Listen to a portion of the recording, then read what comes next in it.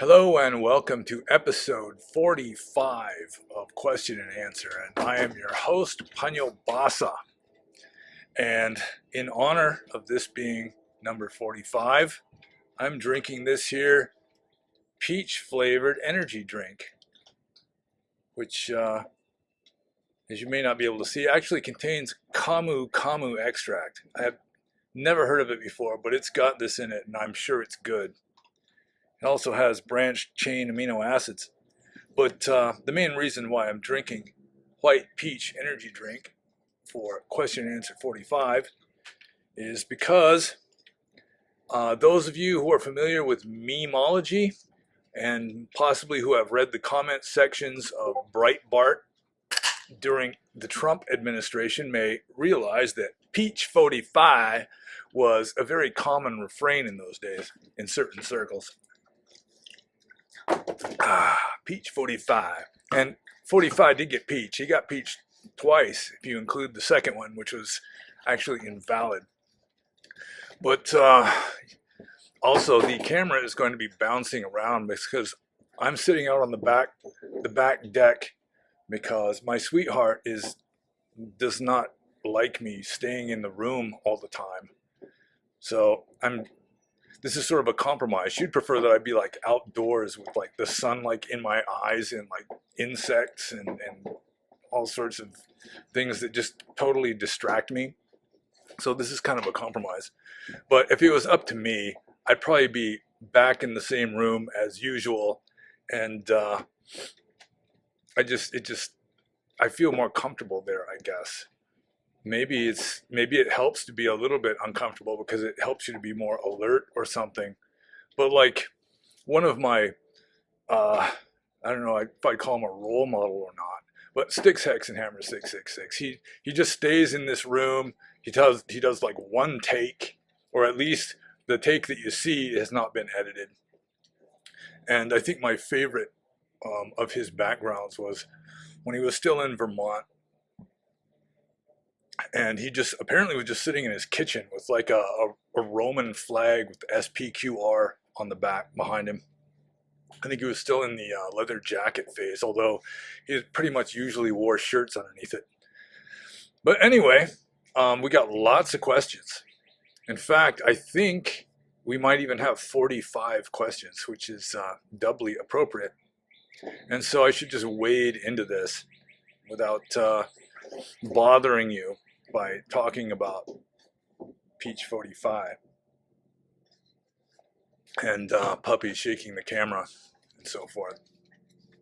So the first question is from Brave Sir Robin, alias Mary, spelled Merry. And Brave Sir Robin says, what European country did your ancestors come from, do you know? Well, Americans tend to be rather a mongrel race. There are very few pure-blooded American anything, I think. But my mother's side of the family, I have been told, is essentially 100% English. Although the English themselves are kind of a mongrel race too, but their mongrelness, their mongrelhood, mongrellicity is just a mixture of European tribes, especially in the areas of like Northern Europe, like Angles and Saxons and Vikings and so forth, and some French, maybe a little bit of Latin. Like during the Roman Empire, there's probably a little bit of mixing at that time. So yeah, my mother's side of the family, I'm pretty sure, is pretty much 100% English. My father's side of the family is a little more eclectic. Can you say that about ancestry? Eclectic ancestry, but he also, I'm pretty sure, is mostly English, maybe some Scottish and a teensy bit of Italian mixed in. And also, I think there may be like the 1,024th of American Indian blood. But I'm mostly Anglo-Saxon. So my last name also is Anglo-Saxon, Reynolds. And my mother's maiden name was Walker, which is totally English. So I'll just move on to the next question. Oh, I should say though, before I go on to the next question, my sweetheart keeps wanting me to get my DNA tested so I can get my ancestry like scientifically verified or something, but first of all, I do not want my genome on some government register. And secondly, I just know that if I were to get my genome sequenced, just get my DNA like recorded somewhere, that within 50 years there's going to be an army of clone me's just wreaking havoc upon the earth. So yeah, I'll just go with family folklore, family lore. And I'll just move on to the next question. This is also from Brave Sir Robin alias Mary, spelled Merry. There is a picture that you have. It is on the top shelf of the left side behind you in that room. Is it your father? And as you can see, I'm not in that room, but I brought the picture, and it is this. And no, that is not my father. That is Neem Karoli Baba, and he is my favorite guru, despite the fact that he's a Hindu. And maybe I should just do a video all about Neem Karoli Baba someday. But one thing I liked about Neem Karoli Baba was he was a rascal. I mean, he was like just amazingly spiritually advanced. He could look at you and know you better than you know you just at a glance, this guy. Plus all these weird stories of miracles about teleportation and multiplication of his bodies into more than one body simultaneously, and just reading minds and knowing the future and that sort of thing. But for those of you who are unfamiliar with him, he was Ram Dass's guru. He was the guru of a number of other people, including Krishna Das, and most of his disciples wound up with a name ending in Das, of the male disciples anyway. And Das means, politely it means servant, although Dasa in Pali anyway meant slave, and it was derived from Dasu, which was a name describing the Aboriginal inhabitants of northwestern India and the Indus River Valley when the Indo-Aryans invaded. So they're mentioned in the Rig Veda as Dasa or Dasu. But since they were enslaved, it became a synonym for slave, much like the English word slave came from Slav, because the Slavs were enslaved a lot, like in the early Middle Ages especially. So, yeah, so it's Neem Karoli Baba, also known as Maharaji. So I'll just move on to the next question, also from Mary, spelled Merry. If you die, okay, when you will die, we all gonna, what would it be your favorite way to go? So, I mean, if I could choose how I die, what would be my preferred way of dying? And it used to be, I mean, for years, I had it all worked out. If I could choose any way of dying, I would want to be bitten by a 17-foot king cobra 3.5 hours after ingesting 500 micrograms of LSD. And since I haven't come up with any replacement for that, I guess just by default, that can still be the way. Just in case, people out there are listening to this and they want to set that up for me somehow when the time comes. I remember my father used to say that he wanted to be shot by a jealous husband at the age of 102, although that didn't come to pass either. But I mean, the cobra thing, it would be too hard to work out all the logistics. So I'm probably going to have to go with some other method when the time finally comes. So we'll just move on to the next question, and this is from Dismas. I think that is how you pronounce this name. It is not a very common name in the USA. Dismas. And Dismas says, do we know for sure that the monks today wear their robes like the Buddha and his disciples used to wear them? And we know pretty sure that they didn't. I did a video just on monk robes. This was maybe a few months ago by now, I guess. And the main difference is that monk robes in the Buddha's time, especially the upper robes, were about half the size of monk robes now. And so they mostly just wore it flung over both shoulders because there just wasn't enough cloth to do it like the tie way where they got it all wrapped around one arm and everything. There wasn't enough cloth for that because it was just half the size. I'm not exactly sure when Theravada Buddhist monks started wearing their robes twice the size of what is really the allowable size. Part of it came from the idea that, I mean, according to the rules, you're not allowed to have a robe as big as the Buddha's own robe. And the Buddha's own robe was 9 hand spans by 6 hand spans, according to the Buddha's own hand. And then the mythology started evolving in Buddhism so that the Buddha became 3.5 times the height of an ordinary human, so that his hand span was like yay big.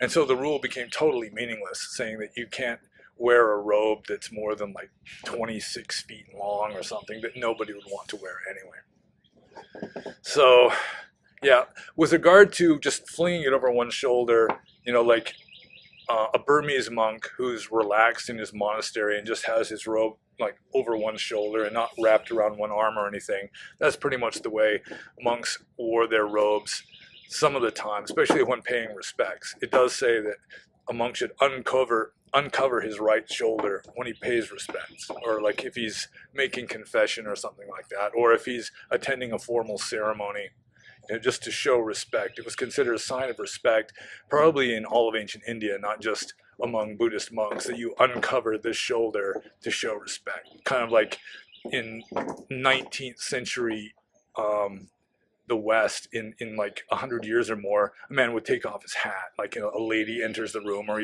something like that. You doff the cap. So it's similar, but not exactly the same, and mainly it's because nowadays monk robes are, especially the upper robes, are like twice as big as they were in the Buddhist time. So there are some differences. So I'll just move on to the next question. This is from Rick, and Rick has asked a number of questions that some of them are rather personal, but it's all fair game, I suppose. Peach 45. Rick says, I've heard you mention that you went as far as you could as a monk, but that said, how much of a role did your sweetheart play? Had you not met her and presumably fell in love, would you still be donning the robes? If I hadn't met my sweetheart and fallen in love with her and left and come to where she lives to be with her, if I were still in robes right now, I'd be, in all likelihood, stagnating and wondering what I should do. I mean, you can't really say what would happen if things were done differently, because you don't know, what would actually happen. But that's the feeling I get. I'd just be stagnating. Just what the hell am I going to do? But fortunately for me, we met, when I was still a monk, and it was just like this chemistry. We just clicked. We have sort of a group mind thing going, which is kind of strange sometimes. And yeah, she did help me. But I mean, if I was still making progress in the monkhood, I probably would have just stayed in Burma and wouldn't have come to America and started staying at a lax Burmese monastery and just messing around online with meme farming and minds.com and stuff. And so ultimately, the reason why I left the monkhood was I just really did just get as far as I could with it.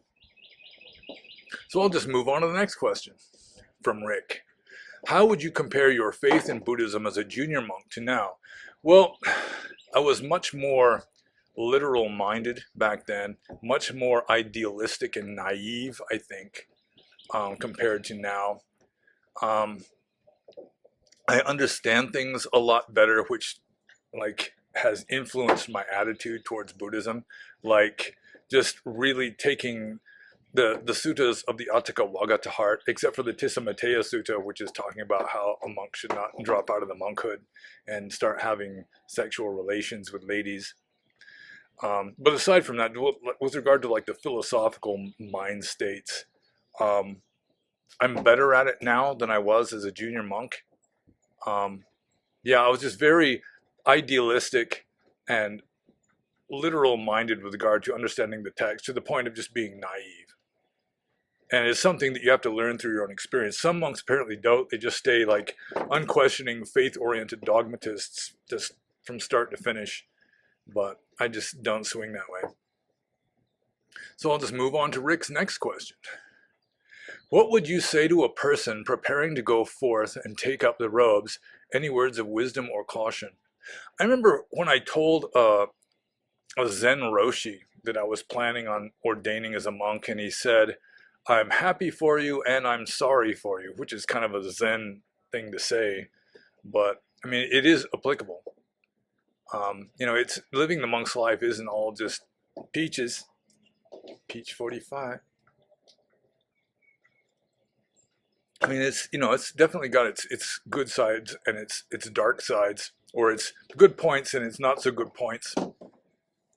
But with regard to someone wanting to go forth and take up the robes, first of all, I would advise them to investigate different monasteries and the abbots of different monasteries, or senior monks at different monasteries, and find one that they think is strict, that adheres, fairly closely to what the Buddha originally taught, that has a wise teacher.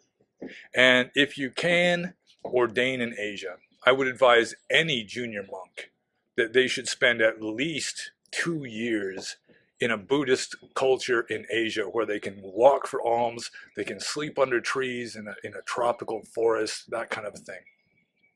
Because it's really invaluable. It helped me immensely. And it also helps you to understand the suttas, because if you're living in the same general kind of environment with a similar kind of culture, you can understand the context of the Buddhist text much more easily than if you're sitting in New York City or something. So yeah, that would be my main words of wisdom. Um, just carefully investigate different monasteries, find one with a wise teacher that you trust, that has relatively strict vinaya, like the monks don't handle money. You need to get rid of your money before you ordain. Um, study up on the monk's rules a little bit, just so you have some idea of what you're getting yourself into. Uh, and good luck, because really, I mean, it's definitely much. I mean, it's designed. The monk's life is designed to help you progress in wisdom and to get you enlightened. So, if you really have your heart set on it, it's better to become a monk than to try to practice as a layperson, especially at first. Um, So yeah, I mean, I wouldn't try to talk anybody out of it unless it's pretty clear that they're doing it for a dumb reason, or they have no intention of being a strict, conscientious monk or something like that. So I'll just move on to the next question from Rick. How did you and Brian Ruhe come into contact with each other? Have you ever met in person or just online? I stumbled across the two of you a few months ago by searching the word monk on a different platform. YouTube won't allow me to say which one without deleting my comment. Rhymes with withoot. Yeah, I can understand that. I really enjoy the contrast and chemistry between the two of you. Yeah, hail Brian. Well, the first interaction between Brian and me occurred shortly after I came back to America, I thought for good, in 2011. I was really just flinging myself into America. I felt like I just had enough of Burma, time to interact with like Western people that speak my language and think sort of like me. And so I landed in Bellingham, Washington. And so I just contacted the Dharma teachers in the, within 100 miles of Bellingham. That included Vancouver, British Columbia, also Seattle, Washington, and everywhere in between. And Brian was like a mainstream normie Dharma teacher back then. He hadn't gotten into trouble and gotten fired from his teaching job and everything. And so I just sent him an email, just saying, I'm a Buddhist monk who's landed nearby, and just offering my services. And he wrote a polite email back to me saying that he was kind of living from hand to mouth as it was. He really didn't have the facilities for guest teachers and so forth. And that was it. That was all there was. And then a few years later, after both of us had been red pilled, um, I'm not exactly sure. I think someone who followed my blog suggested to him that he contact me. And so Brian contacted me asking me if I would be like the spiritual leader of his Thule Society. And the Thule Society was sort of like a redux of an older Thule Society that was in Germany pre Hitler. But I mean, I looked through it and I just said, well, yeah, I really shouldn't be becoming the spiritual leader of the Thule Society. But I was available for doing videos, so that was how we started doing like lots of videos. We've done well up into triple digits of videos together. Most of them are not on my YouTube feed. You'd have to find them on Brian's BitChute feed, which you're not supposed to say. It rhymes with Withoot. Yeah, it's weird how YouTube is just trying to um, enforce ignoring BitChute. Like I got a um, this is a digression, by the way, but I got this little questionnaire from YouTube once asking like, what other video platforms do I use or watch, and it had a list of a bunch of them. BitChute, which would be the obvious alternate to YouTube, or one of the most obvious, wasn't even on the list. So I'm just telling these guys, why do you just leave it out completely? I mean, it's just such obvious, ridiculous bias. But yeah, that's how I met Brian Ruhe. So I'll just move on to Rick's next question. As regard to rules from monks, do you think they are all necessary? If you were in charge, are there any rules you would do away with? Any you would add? Well, um, it is said that shortly before the Buddha died, he did give permission that the lesser and minor rules of discipline could be done away with.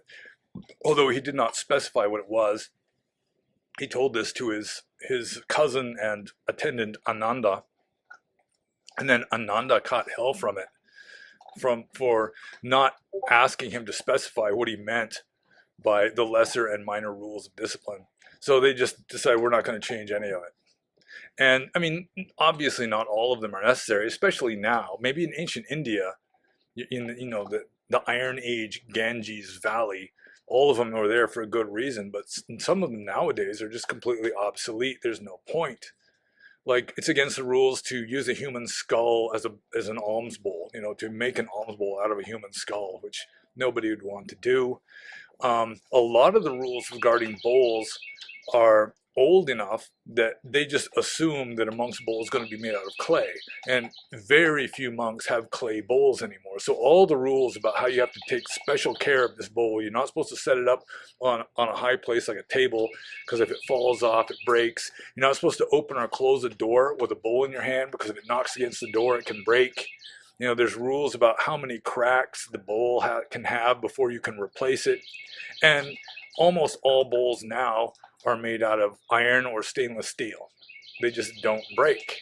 So all these rules are just obsolete, essentially. And the one about you're not allowed to open or close a door with a bowl in your hand is just a pain in the ass, especially in Asia where there's Anopheles mosquitoes outside, and you got to open the door, you got to set your bowl down. You can't just set it on the floor. You have to set it on a pad or something so that the black finish doesn't get scraped.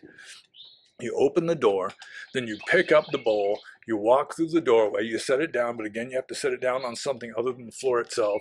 And then after you set the bowl down, you close the door behind you, and meanwhile, like 4 or 5 Anopheles mosquitoes have flown into your cabin. So, yeah, there are rules that are just, I mean, some of them are just obsolete. Like, it's against the rules to offer food with your own hands to a naked ascetic like an ajivaka, and the ajivakas are extinct now. There might be a few Digambara Jains still walking around naked in India, but yeah, it's obsolete.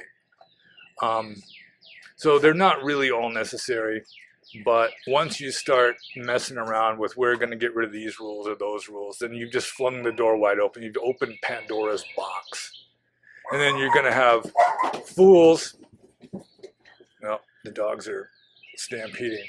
You're going to have fools that are just saying, well, we don't want any of these sexist patriarchal rules. And then, everything just goes into the dumper. The last part of this question, any you would add? Yeah, when I was a monk, I was grateful for Vinaya because really it does sort of regiment your life, and it keeps your life kind of simple and quiet. And so there were rules where, like, it might have been helpful to have a rule against cussing, because there's no rule against cussing. There's a rule, like, for nuns, that it's against the rules for it's a pachidia offense, I think, for a nun to curse herself while beating her chest. Like, well, I won't say it, but I mean, it's not against the rules for monks to curse. Like, there are certain things you can get away with that, it just slips between the cracks, or else it's something to do with modern times, that they just hadn't thought that modern technology would come up with copyright theft or something like that. So yeah, I might add a few extra ones. I wouldn't dare to take any away, although some of them really are obsolete. But the obsolete ones, I mean, you don't have to worry about them because you can't break them anymore.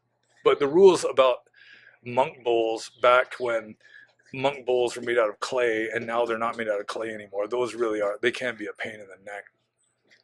So next question from Rick. When was the last time you voted? Will you be voting in the next presidential election?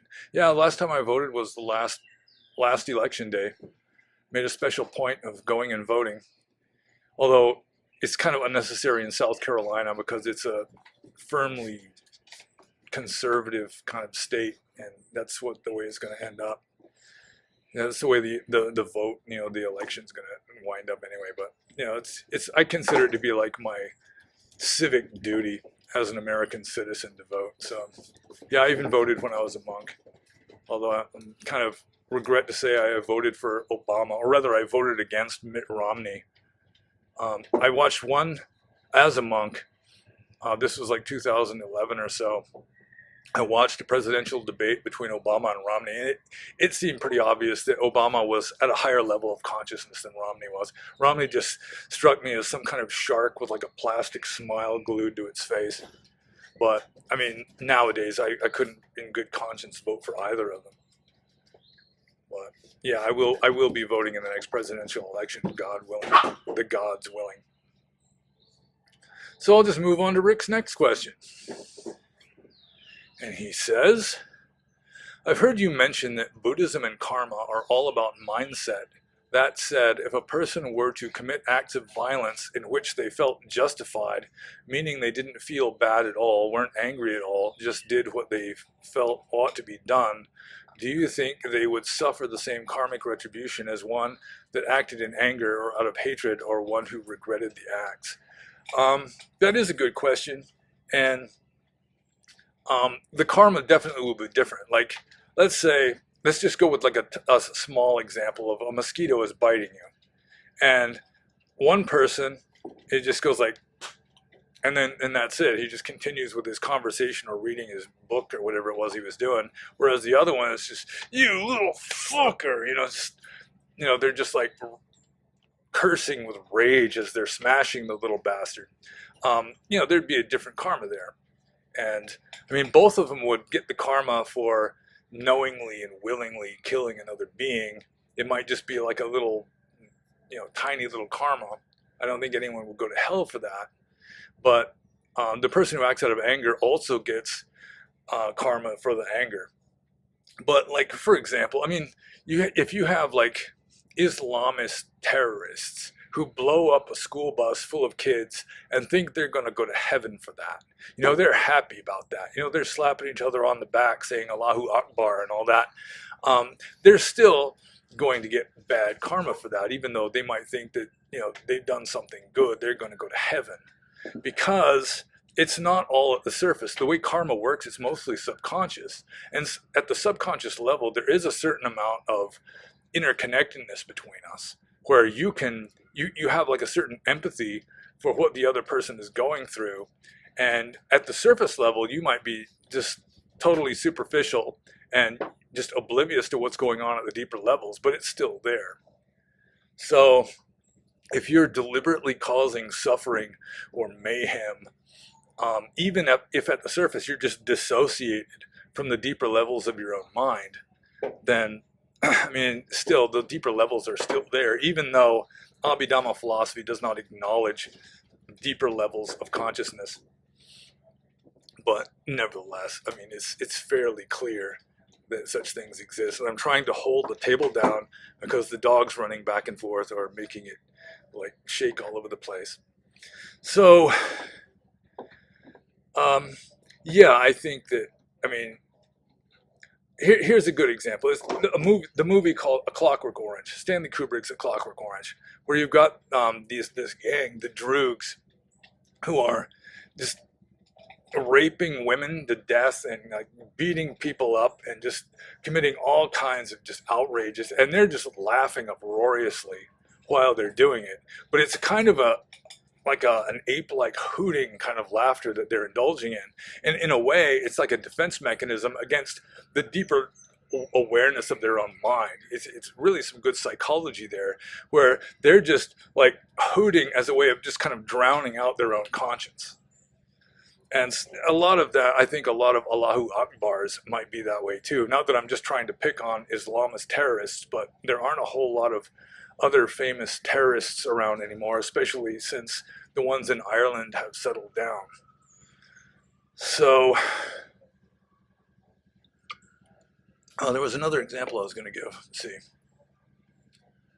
Oh, not so much an example, but one time I did ask one of my teachers. I was a junior monk at the time.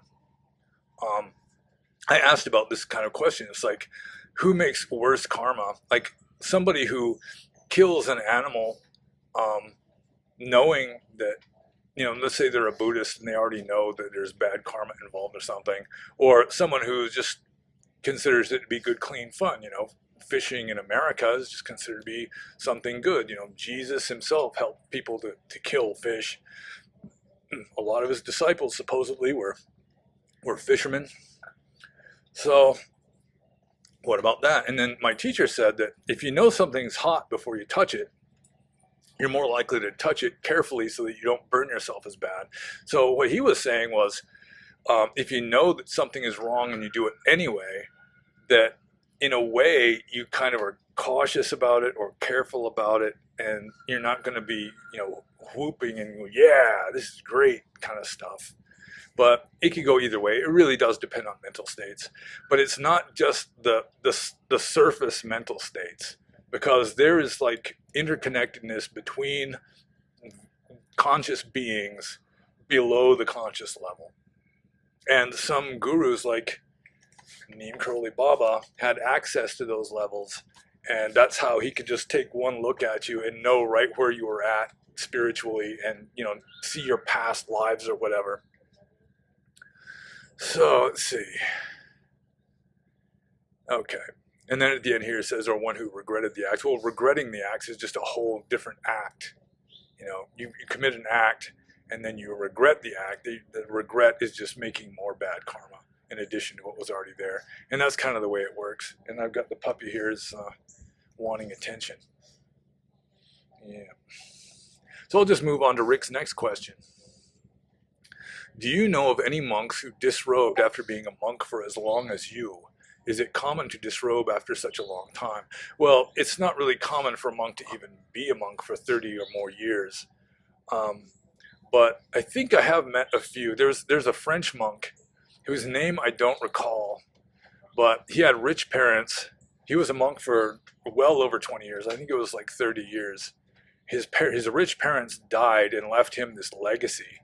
And for a while, he was trying to train like an attendant on how to deal with the money so he didn't have to handle it. But eventually, he just gave up and dropped out. And then after a few years, I heard that he dropped back in again. So he's a monk again now, I think, assuming that he's still alive.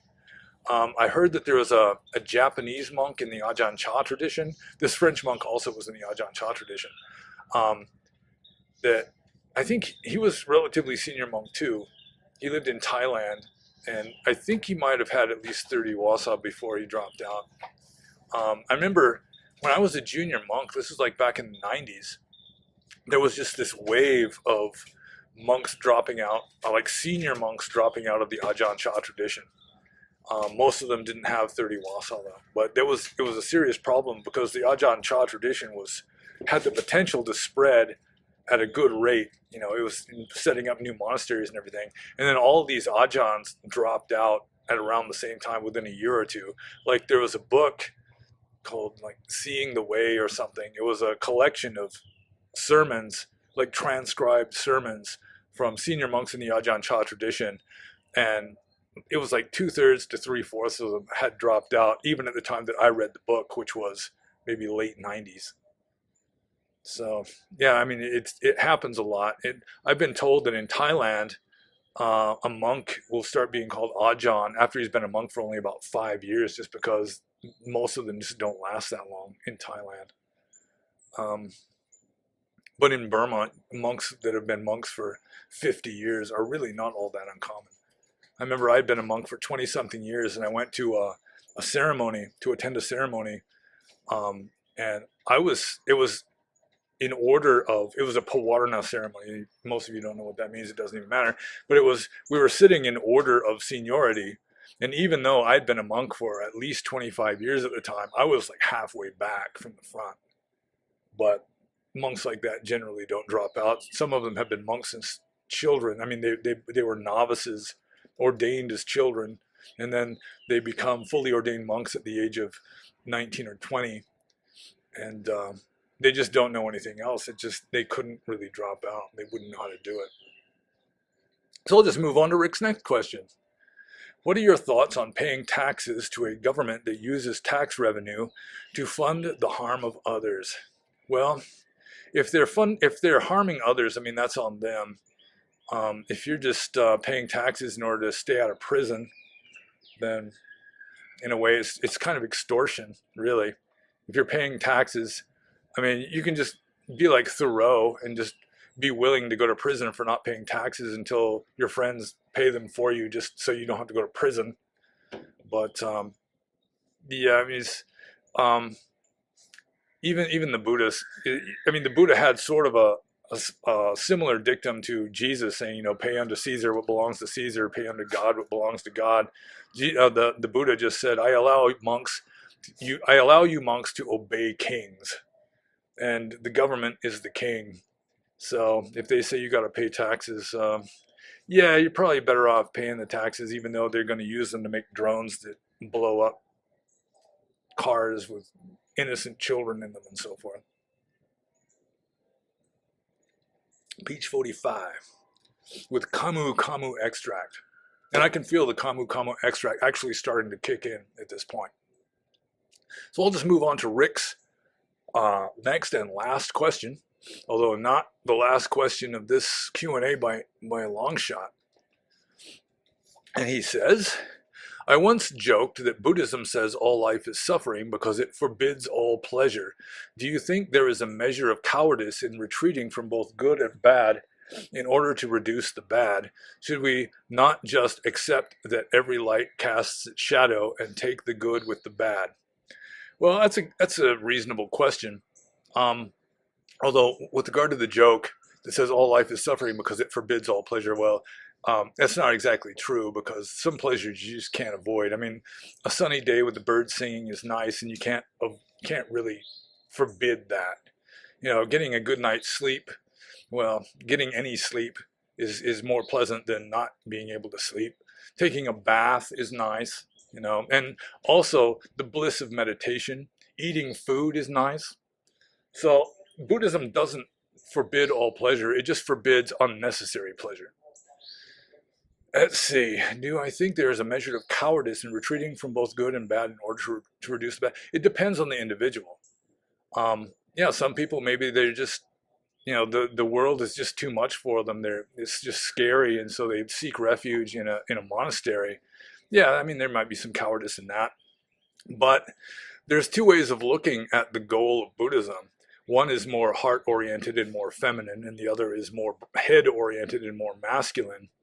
And trying to become enlightened in order to escape suffering and badness is more of the heart-oriented feminine approach, whereas trying to become enlightened to eliminate delusion, to realize ultimate reality, that would be a more head-oriented, more stereotypically masculine approach. And they're both the same enlightenment. So, I mean, when you reduce positive and negative, so you've got smooth sailing, you've got sort of like a flat calm on the water, then you're able to penetrate through that and see the ultimate reality that underlies it. So it's not necessarily cowardice. I mean, Mahayana Buddhists were all calling um, the Hinayanists, the followers of the inferior vehicle, cowards and selfish and so forth. But it's what the Buddha taught, and I don't think the Buddha was a coward. And if you think about what monks in the Buddhist time went through, just like, I mean, I can tell you from my own experience, just sleeping under a tree in a forest that is known to have tigers and leopards and wild elephants and so forth, wild boars. I mean, you're not a coward. I mean, most people just couldn't do it. Not that I'm trying to brag that, yeah, I can do it, most people can't do, but still, I mean, it takes a certain amount of courage and just toughness to be an ascetic, living in a cemetery strewn with corpses, for example, or just wandering around not knowing what you're going to eat that day, where you're going to sleep that night. I mean, it takes a certain amount of courage, and so it's not exactly cowardice. I mean, but like I say, some monks that are just overwhelmed by empirical reality and want to hide out in a monastery and don't want suffering because it's scary or bad or whatever. Yeah, maybe cowardice is a factor in that. So I'll just move on to the next question. And this is from Siovaksh and Sipad Zidana.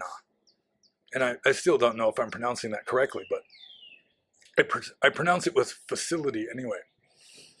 So Siovaksh and Sipad Zidana says, I heard the Buddhist monks wore relatively sharp-looking clothes to make them look more dignified compared to many monks walking around naked or wearing blankets made of human hair. If this is the case, then wouldn't the textile revolution making clothing much cheaper make it just a show-off to wear robes that now seem so outdated? It keeps the tradition but not the spirit anymore due to changing times. Thoughts? Thoughts, question mark. Well, I mean, it's not true that Buddhist monks wore relatively sharp-looking clothes to make them look more dignified, because for the first few decades, I'm pretty sure, at least according to tradition, monks wore robes made out of rags. They would find rags lying on the ground, or in some cases, they'd find like burial shrouds at a cemetery, and then they'd make those into robes. They'd sew them together, dye them, and wear that. And so wearing rags, as a general rule, is not very dignified. Although there are rules saying that a monk should wear them neatly. I mean, you should look dignified even though you're dressed in rags. Um, so yeah, I mean, it wasn't any kind of ostentation. It wasn't for quite a while until the Buddha finally allowed, or maybe even after he died, and then they just sort of antedated it, that you're allowed to accept good cloth from lay people, like as gifts. Um, there is I mentioned, now my dog is barking out in the yard. I did mention that a monk could use burial shrouds, and that would probably be a good way of getting a fairly good piece of good cloth, a big one. There is a rule saying that you have to wait until the body's been dead for, I think it's at least a day. I can't remember the exact time period, but I mean, it has to be like really dead before you can take the shroud off, because there's this story of a monk who took the shroud off of he unwrapped this freshly dead corpse that was freshly deposited at this charnel field. And the spirit hadn't completely left the body. And so it re-inhabited the body, and then he started getting chased by this zombie that resented having the cloth taken out of it. So let's get to the second part of this after such an interesting digression there. Then wouldn't the textile revolution making clothing much cheaper make it just a show off to wear robes that now seem so outdated? It keeps the tradition but not the spirit anymore due to changing times. Thoughts? Well, I mean, it's like the uniform now. I mean, really, it is kind of obsolete, but it's just like a tradition. It's just the uniform. It's like just about every kind of ordained clergy in the world has some kind of uniform that they wear. Maybe some like Protestant sects, they just wear lay clothing and it doesn't matter. You know, you got Pastor Bob or whatever. Yeah, we got dogs running back and forth, shaking the camera. Um, yeah, I mean, it's really not a big deal. It's just such a superficial thing.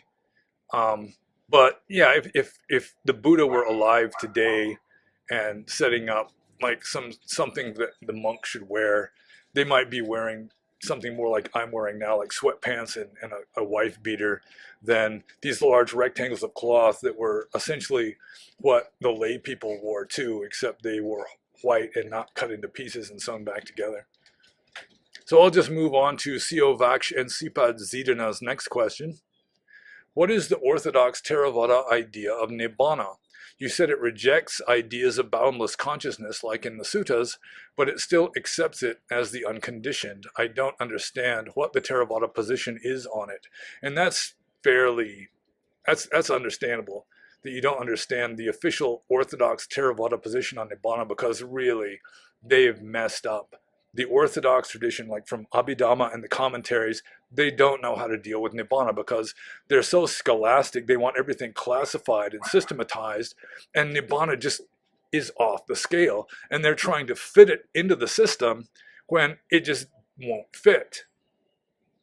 So the orthodox Theravada idea of Nibbana, first of all, it is an ultimate reality. It is one of 4 ultimate realities. In fact, if you multiply some of the ultimate realities out into the various ultimately real distinct categories like matter or mental states, then you've got, what is it, 152? It's been a long time. I think it's 152 ultimate realities, with Nibbana being just one of them. You know, so they've fit it right into the system where it shouldn't be at all, and they don't know how to describe it. You know, it's the principle of cessation. That's like one of the main definitions that you'll find in Orthodox Theravada, that Nibbana is the principle of cessation. But cessation, I mean, cessation is just something ceases. It takes one moment to cease, maybe less than a moment. You know, it's just the end of a moment when, I mean, there's nothing there after that. And it's interesting, if only from an anthropological point of view, to read. There's a famous little booklet that's by Mahasi Sayadaw, Venerable Mahasi Sayadaw, about Nibbana. What is Nibbana? And I mean, he's just doing his best. He was a brilliant scholar in addition to being some sort of meditation master, and just trying to make sense of like ancient Indian scholastic bungling of Nibbana or Nirvana. And I'm sorry to say that. I mean, I shouldn't be so blatantly disrespectful, but really, early Theravada Buddhism, like the Abhidhamma era, and then the commentarial tradition after that, they just did not know how to deal with Abhidhamma because they want, with Nibbana, I mean, because they want it to be fit into this system. You know, they got to be able to explain it. And you can't explain it because it's completely off the scale. It's not part of samsara, but all language is part of samsara. So, you know, about the best they can do is they say it's one of, you know, more than 100 ultimate realities, including like tongue sensitivity or cohesiveness, things like that. It's no more real than that, supposedly. But it is unconditioned. It has no beginning and no end. So at least they get that part. But they really don't know how to deal with it. And probably the less Abhidhamma you know, the better, because like Venerable Jnanavira used to say, the less Abhidhamma you know, the better, because it's the less you have to unlearn in order to really understand Dhamma. Although I'm not so sure he understood it all that well either. So, yeah. And maybe I should just move on to the next one. I might be digging myself into a hole with that one. So the next question from Siovaksh and Sipad Zidana is, in the Dhammapada, verses 19 to 20, it says, although a man may know much about the sacred texts but acts not accordingly, that heedless man is like a cowherd who only counts the cows of others, but he does not partake of the blessings of the holy life. Although he knows little about the sacred texts but puts the teaching into practice, forsaking lust, hatred, and delusion, with true wisdom and emancipated mind, clinging to nothing of this or any other world, he indeed partakes of the blessings of the holy life. And the commentary to this verse tells the story of two friends, with one becoming a scholar and the other meditating due to old age and not having time for being a scholar. The young scholar became famous for his teaching and attained nothing, while the meditator became an arahant. Given the Dhammapada is one of the most famous texts in Buddhism, how do you think Buddhism still went down the rabbit hole of scholasticism, Abhidhamma, etc., and people devoting their whole lives to debating and studying various topics in Buddhism? Seems this verse and associated story predicted people would do this thousands of years ago and wanted to prevent that, but somehow it still failed. Well, the ancient Indians were somewhat similar to modern Westerners in that they were really trying to figure out reality. They were more introverted in that, they were looking inwards instead of outwards like modern scientists do. But still, they just couldn't get away from wanting to like systematize and organize and make rules and laws that everything has to follow. And I guess the ideal situation would be like Mahasi Sayadaw that I just mentioned, who was a brilliant scholar but also a meditation master. Ledi Sayadaw, another famous Sayadaw from 100 years ago or more in Burma, was like that also. He mastered the texts. He was definitely a brilliant scholar, but he also like meditated intensively and practiced intensively and was strict in following Vinaya and so forth. But it's like I was saying in a recent video with regard to archaic Buddhism, that archaic Buddhism, first of all, was dedicated primarily to advanced practitioners. And after Buddhism became more popular, became more of a national religion, people that were beginners were flooding in, including just intellectual types that just wanted to understand reality just intellectually. And so, it's just, in a way, it's just human nature. It's just inevitable that that sort of thing is going to happen. It happens with pretty much every system. Probably even Islam went through phases of that where they're trying to just, make everything scholastic and formalized. Um, but yeah, there have been warnings. In the commentaries, they're written by these scholars that probably didn't meditate very much. They're still recording these stories of, monks that are belittled by the Buddha for, spending all their time, memorizing texts, which is kind of an anachronism because there probably weren't many texts to memorize in the Buddha's time. So let's see. Just trying to see if I answered this question or not. Seems this verse and associated story predicted people would do this thousands of years ago and wanted to prevent that, but somehow still failed. Yeah, it's just human nature. You can warn against it, and I'm sure the warnings have saved some people. Like Ajahn Chah, he's a good example. He started off as a scholar monk. He was like a teacher in some Buddhist monastic school, and then from reading the texts and realizing that he was not practicing what he preached, he wasn't walking his own talk, that, it caused him to just drop out of Buddhist academia and just go into the forest and start meditating, which is, the best thing that a monk can do. So, yeah, I think I'll just move on to Sio Vaksha and Sipad Zidana's next question. And he says, I assume it's a he, you always say, be happy at the end of your videos. However, you have said previously you can't have the good without the bad. I misread that. You can't have the good without the bad. So does that mean you are also implying we should have negative mental states as well by saying we should be happy? Well, in the text, like the Metta Sutta, one of the refrains is, may all beings be happy-minded. Buddhist happiness that is like wholesome happiness is different from like positive, giddiness. It's like positive or just giddiness or just, pleasure, the happiness of experiencing pleasure. It has an opposite. There's the unhappiness of feeling pain, whereas the happiness that like is that is part of the blessing in the Metta Sutta, and the Metta Sutta is recited as a blessing many, many times, that it's just more like contentment, it's like peace of mind, that kind of happiness. which is a superior kind of happiness, to the upper parts of the roller coaster ride. There are inevitably going to have the lower parts of the roller coaster ride. So it's just sort of the smooth sailing of calm waters, no ups and downs, or few, easily manageable ups and downs, that would be considered like a superior kind of happiness. So that's the kind of happiness that I'm encouraging when I say be happy. So I'll just move on to Siovakshan Sipad Zidana's next question. And I haven't received any praise for how easily I've been able to pronounce that name. Not that I'm fishing for compliments very much. Camu Camu extract. Heartily recommend it.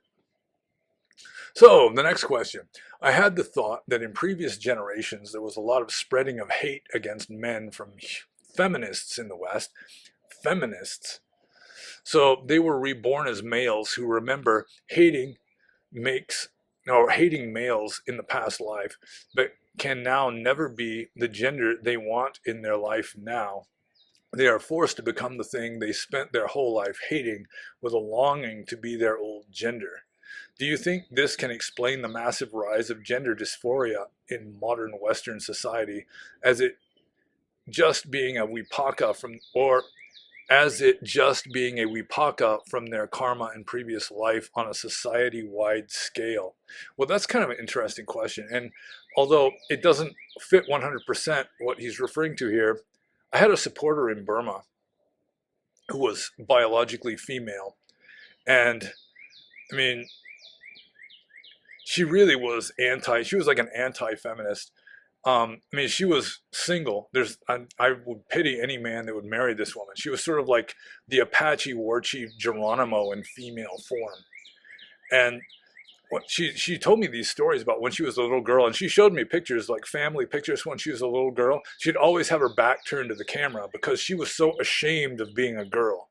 If they put girls' clothes on her, she'd start crying. She wouldn't let them put any kind of like in Burma, even little girls will wear this thanaka bark makeup, which is sort of like a sunscreen in addition to being decorative. She just would not allow it. She'd just stand there crying until they wiped it back off of her. And it seemed pretty obvious to me that she had been like a male in a previous life, assuming that there is such a phenomenon as rebirth. And it may be that she was so bigoted, and she was bigoted in this life too, in certain ways. She was so, like a misogynist or something, that as a kind of karmic punishment, she wound up being born as a female in this life. And I think, assuming that there is such a thing as rebirth and karma, that would seem to fit the case fairly well. But in this case, I've never really thought about it that way. And I don't think feminism has been around that long it may be that just man-hating feminists have been around enough that they're sort of being reborn now with this man-hating momentum going. But I think the gender dysphoria stuff partly is due to the breakdown of society, where it's becoming more liminal.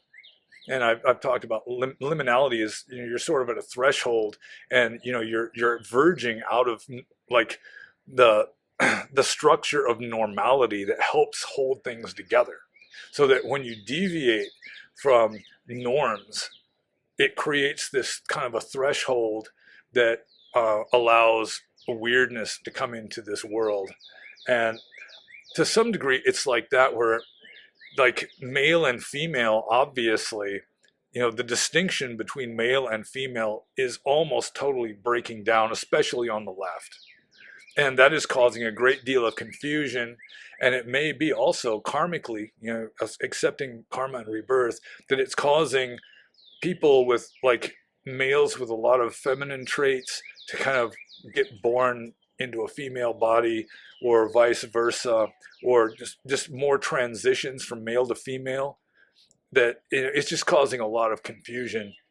And I think a lot of it is just artificial too. A lot of the gender dysphoria is just promoted. It's in fashion to have gender dysphoria. So there's a lot of that too. But that's my best attempt at answering that question. I shouldn't spend too much time on these because, since, as I say, I think I got 45 questions to answer. So the next question from Co Vaksh and Sipad Zidana, and also his last one, but again, not the last question by a long shot. He says, in Buddhism, it said volition is karma and vipaka. In Buddhism, it said volition is karma and vipaka are the fruits that come from that. In Jainism, it doesn't matter what the intention was, and that the results of your actions also matter for what fruits of your action will be. How do these concepts differ from the Brahmanic, later Hindu ideas of karma? Is it similar to one of these, or is it different? Yeah, it's true. Like in Buddhism, uh, karma is essentially will or volition, cetana in Pali. In Jainism, volition is included, but they include all acts, which includes like physical, verbal, and mental. So, so in Jainism, even if you accidentally step on an ant, you're getting bad karma for that, which is why Jains will have like this soft grass broom that they'll sweep the ground in front of them so they won't accidentally step on bugs. They'll wear like a COVID mask so they won't accidentally inhale bugs, because they'll get bad karma even for accidentally killing a bug. Yeah, Buddhism doesn't go that far. With regard to Hinduism, with regard to modern Hinduism, it's my understanding that it's sort of intermediate between Buddhism, where it's purely mental, or essentially purely mental, and Jainism, where, I mean, the mental aspect is almost irrelevant. In like early Brahmanism, they didn't have, like in early Vedic times, regardless of these claims you're going to see like on YouTube videos, that that the Vedas had already fully developed, their spirit, the whole spirituality, that the people that were composing the Vedas, they already knew about Atman and Brahman being identical and so forth. Yeah, I'm not so sure, but I'm very skeptical of that, let's say. Um, I've read stories that there are two different theories of how the idea of karma arose in Indian spiritual traditions. One is that it came before Vedic Hinduism, or Vedism, Brahmanism, that it came from the Indus Valley civilization. And the Indus Valley civilization apparently had this more or less atheistic religion, or maybe number of sects that more closely resembled like Jainism, Buddhism, Sankhya, that sort of thing, where um, we're like trapped in this world due to the impurity of our own karma, or just the impurity of our own soul, and we have to purify our soul so that we can get out of this world and go up into some heaven realm. And that's where the idea of karma came from. It was certain acts make you more impure and certain acts make you less impure. And then the other explanation, for the other theory, or hypothesis for the origin of karma, came from the ancient Vedic sacrifices. It was karma literally means act or action, which includes like a formal act. Like in Pali, kama vacha is like a formal act of the Sangha. Vacha means speech. Kama is like the act of speech. It's still like a formal. Uh, anyway, so in that, according to that theory, karma arose from, you have to do the sacrifice just right in order for it to be efficacious. If you want the gods to do this, you have to recite the chants, the hymns perfectly. You have to go through all the formal ceremonies perfectly. If you mess it up, you've got to start back at the beginning again. If you're reciting this verse from the Rig Veda at this fire sacrifice, and you slur your words, or you get a word wrong, that nullifies it. You got to start back at the beginning again. And that's kind of an idea of karma, where your behavior causes like effects like at a spiritual level. And then from there, it just kind of, possibly from the influence of the pre-Vedic spiritual traditions that were already in India, that it may have resulted in the gradual evolution of this idea of karma. And yeah, I'm pretty sure that, I mean, I'm no expert on Hinduism, but I'm pretty sure that Hinduism nowadays is sort of intermediate between the, it's essentially will from Buddhism, or even just an unconscious, unintentional act is making karma, like a Jane accidentally stepping on an ant. But I'm no expert on Hinduism, at least with regard to certain things like what karma is considered to be exactly by Hindus nowadays. So I'll just move on to the next question. This is from Trumpisatva. And Trumpisatva says, how do you think a Buddhist should address or interact with Theravada bhikkhunis? Some say they have been validly ordained, and others disagree and say they are not. However, may they still be considered novices? If you don't see them as fully ordained, what is a respectful way to address them as a samaneri?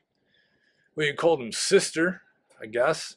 That's the way nuns are called in the West, pretty sure. Peach 45. It seems to me that some research should be done, preferably unbiased research, somebody who doesn't have an axe to grind, to look into the ordination procedure of the Dharmaguptaka ordinations of nuns. I mean, Trumpisatva, the next question by Trumpisatva gets into this Dharmaguptaka thing. So maybe I should just wait, but I won't.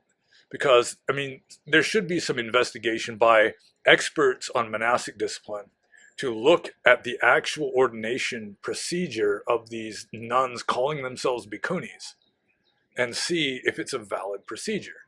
Because I'm not so sure that Dharmaguptaka ordination would be similar enough to the Pali Theravadan ordination procedure that it would be considered valid, just to begin with. Also, since the ordination was occurring in Taiwan or Korea or something, I mean, were they even doing it in a pure manner?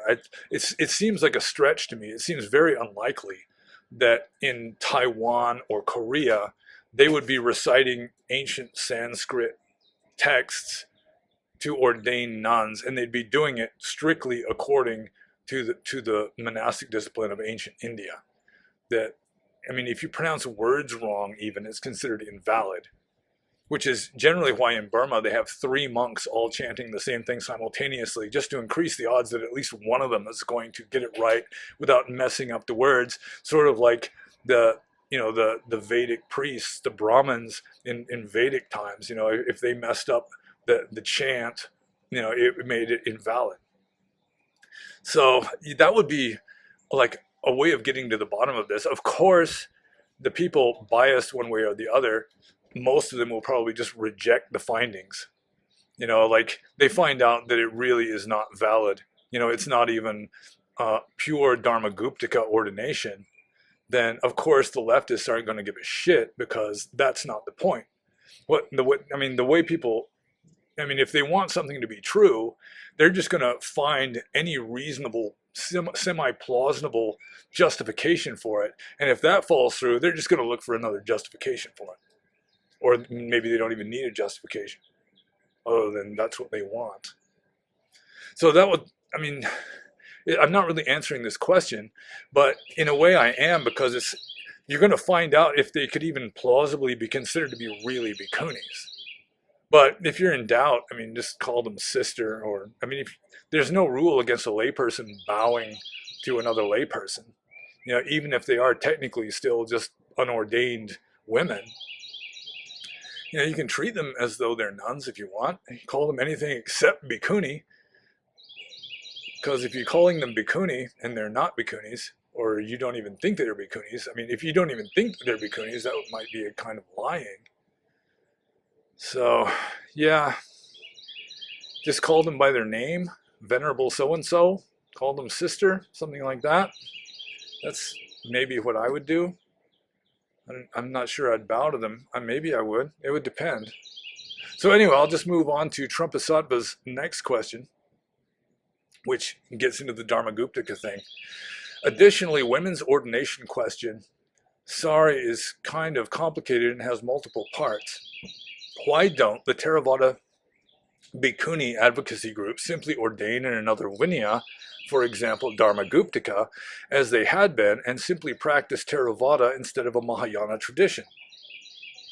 Is it because they want to recite the same patimokkha with the bhikkhus, and that is how they define equality?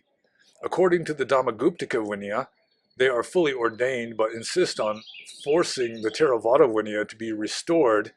Is it simply their push and insistence for equality to ordain as Theravada bhikkhunis to practice alongside Theravada bhikkhus instead of simply accepting a living Vinaya tradition? The Tibetans with the Mula Sarvasti Vada are just now fully ordaining bhikkhunis because it was never introduced before, which makes more sense than trying to revive something whose lineage had been cut off. However, it appears that these nuns are being ordained under the Dharmaguptaka still. No word on how they will actually jump that divide to ordain them as females of Mula Sarvasti Vada Vinaya, which does not currently exist. Well, again, I mean, first and foremost, I think there should be some open-minded scholars of monastic discipline, preferably ordained, to look into the actual ordination procedure of these nuns. Not just, it's done according to Dharmaguptaka. They got to check this and make sure that it's done in a way that would be considered valid according to Pali. Because if it's not valid according to Pali, then who cares? I mean, they can't just pass themselves off as Theravada nuns. I mean, they'd still be nana samvasaka, which would be the Pali word for living under a different communion. I mean, they're a different sect of Buddhism.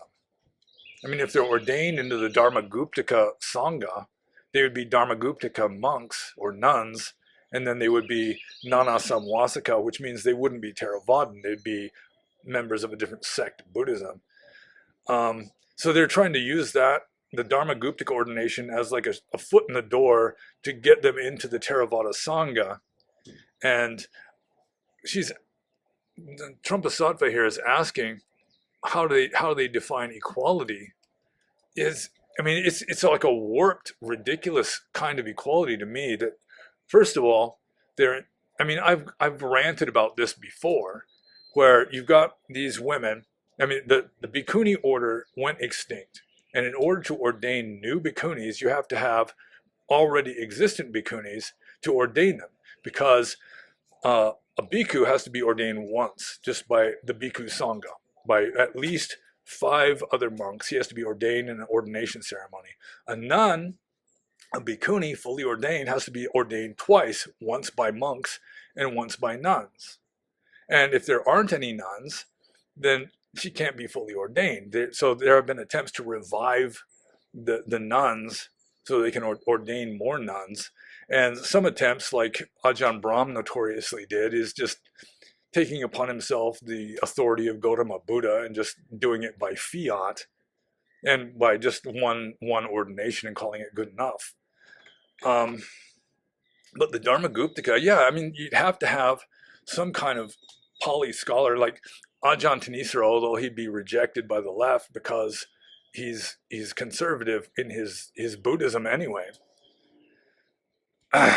Yeah, so that would be, for me, that would be fundamental, is just an investigation into this Korean or Taiwanese ordination of nuns, just to see if the way they are going about it would really be valid according with Pali Vinaya. And if it's not, then they're lay people, regardless of how they dress or act. But it's just ridiculous. I'm getting back to the rant that they're wanting equality with men. I mean, that's supposedly the main reason for these bhikkhunis wanting to be fully ordained bhikkhunis. They want the status of being called a bhikkhuni. Again, as I've said many times before, they can come up with any rules they want. They can wear any kind of outfit they want. They can live in accordance with any system they want, within reason, I suppose. So, I mean, all they want is just this official status of being a bhikkhuni. That's what the equality amounts to. And they wouldn't be equal even so, because I mean, in order for them to be really equal, they would have to reject these rules of monastic discipline that they're trying to take upon themselves by becoming nuns. It's like I already pointed out that a bhikkhu, a male, a monk, only needs to be ordained once. A bhikkhuni has to be ordained twice, and one of those times is by monks. So they're dependent upon monks for their ordination, which is not equal.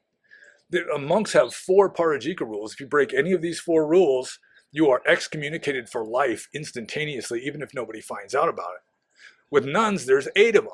You can't change parajika rules. They're never going to be really equal to monks. So, I mean, the striving for equality is striving for just perverting the rules of monastic discipline, or just ignoring them.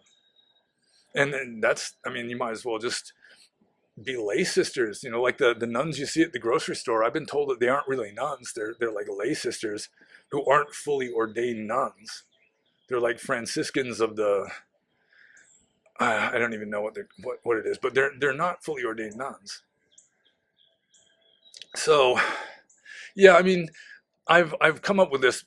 I've mentioned this before, that probably the ideal situation would be just to come up with a quasi sangha, not even claiming to be fully ordained in any Theravadan sangha, but nevertheless maybe affiliated with a Theravadan sangha, associated with it, you know, with their stamp of approval, in which it's modified to be more suitable for the West. They wouldn't have to wear the toga thing, for example, and you know, they could just set up whatever rules they think are appropriate. Men and women could be equal in the new sangha, but instead they want to revive this sangha of nuns that are clearly considered inferior to monks, and then they're just going to start ignoring the rules so that they're not inferior to monks because they want equality.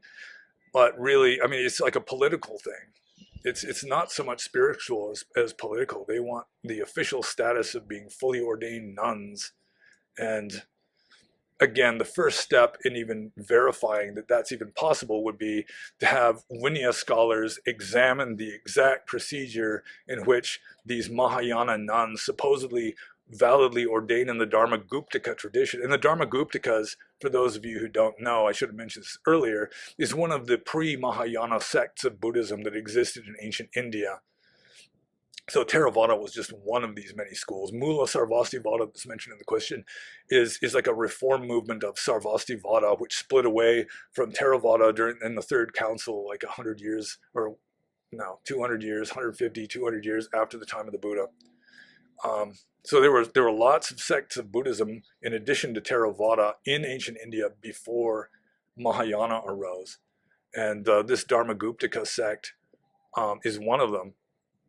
And apparently there are Mahayana Buddhists in East Asia who are still at least giving lip service to Dharma-guptaka rules of monastic discipline. But whether they're really strictly following it well enough, and if it resembles Theravadan procedure well enough for Theravada Buddhists who are Vinaya scholars who take it seriously to consider it to be a valid ordination procedure, a valid lineage, I mean, that has to be investigated. That would be like the first step. And if the left, you know, leftist Western Buddhists are opposed to that, then that's not a good sign. You know, if they're opposed to verifying the validity of what they're insisting upon, then that probably indicates that they're not so sure themselves. So I'll just move on to Trumpisattva's next question here. Finally, a simple one. Also, do you have plans to do a book group? Doesn't have to be a specific book, can be something about the GAE. Making my way through Ride the Tiger would be great to read with others. I don't even know what GAE means. What is GAE? Maybe I should have like followed up this question with a question of my own. But with regard to starting a book group, um, I haven't really given it much thought, to tell you the truth. I read very little nowadays, although if I started a book group, or if I just helped to get a book group going on the Discord server, maybe it like spur me on to read more, because really reading has just fallen by the wayside. I don't read very much. It's like I used to read before going to bed, but now I go to bed with another person and then we just start snuggling and cuddling, and murmuring to each other, and the reading just doesn't happen. So I'm going to have to develop new habits if I'm going to take up reading seriously again, because it is a good thing. I've read a lot in my life, and it's just since I dropped out of the monkhood that my reading has just nosedived into almost nothing. Okay, so with regard to do I have plans to do a book group? Maybe since reading this question, there are sort of like very tentative, wispy sort of semi-plans, but that's about as far as it's got, and I don't know what the GAE is. So I'll just move on to Trumpasattva's next question. Do you think faithful Buddhists in the West would ever have to apply for asylum in a Buddhist country due to the increasing likelihood of state intervention in the affairs of private life? For instance, forcing the ordination of women where the monks refuse, or punishing Buddhists who refuse to endorse abortion as supported by Buddhist teaching. I see that Canada is now pushing for stronger legislation to punish those who resist the celebration of sexual degeneracy. And this is an interesting question. I never really contemplated this before. Um, do I think faithful Buddhists in the West would ever have to apply for asylum in a Buddhist country due to the increasing likelihood of state intervention? Well, I don't think you'd have to apply for asylum. I think probably you could just move. Maybe in some place like Burma, they might actually, for like international propaganda purposes, accept devout Buddhist refugees that are Westerners and have something to offer to the country. Um, but yeah, it's right now it's not so much government intervention. It's just like Western Buddhism has pretty much, especially lay Buddhism, has been pretty much been taken over by leftists. And I've discussed this on numerous occasions where conservatives in the West are more likely to be Christian. It's the non-conservatives, the progressives or liberals who are going to adopt non-American, non-traditional systems. And because they're not really into tradition, they don't give a shit even about Buddhist tradition if they convert to Buddhism, because they just don't swing that way, apparently. And so they're just sort of essentially corrupting Buddhism into mindfulness of white privilege, and charging white people more to attend retreats, and just completely disregarding the fact that most practicing Buddhists in the West are indeed people of color because they are Asian immigrants, and they just are almost completely ignored by these Western progressive Buddhists who want more people of color and think that there's just too many white Buddhists in the West, when of course white Buddhists are probably the minority, at least of seriously practicing Theravada Buddhists. I don't know about other sects, I can't really say. Maybe like Zen Buddhists in America. I don't think there's enough Japanese immigrants to form a majority of Zen Buddhists in America. But there are lots of Thai and Sinhalese and Burmese immigrants in America, plenty, and Cambodian too, and some Vietnamese also. That probably of the ones that are like taking the 3 refuges and following 5 precepts and so forth, they are probably the majority, I would guess. Certainly, they're the majority of the ordained Sangha in the West. Most ordained Theravada Buddhist monks in America were born in Asia, and they're here as missionaries, or more likely just to run cultural centers for the immigrants, do the ethnic ceremonies and rituals, and speak the language and so forth, so that they feel at home, the immigrants do. And I'm saying that just based on personal experience from what I saw as a monk in the West. So let's see here. I asked the question again since I've been meandering here. Do you think faithful Buddhists in the West would ever have to apply for asylum in a Buddhist country? If things go really Orwellian in the West, yeah, it's possible. I mean, they might have to like sneak out of the country, in a disguised as somebody else, or, hiding underneath bales of cotton or something. I don't know. Yeah, but it is true, this forcing ordination of women where the monks refuse. I mean, it's like all this bhikkhuni stuff, it's just a non-issue in Burma. I think for the most part, it's a non-issue in Thailand also, where the Sangha is these old monks who are very conservative and traditional, and they just flat out say no. And then the arrogant leftist American or Western Buddhists, they don't care what the Sangha says. They're going to do it anyway, even though what they're talking about is like Sangha matters, but they don't care.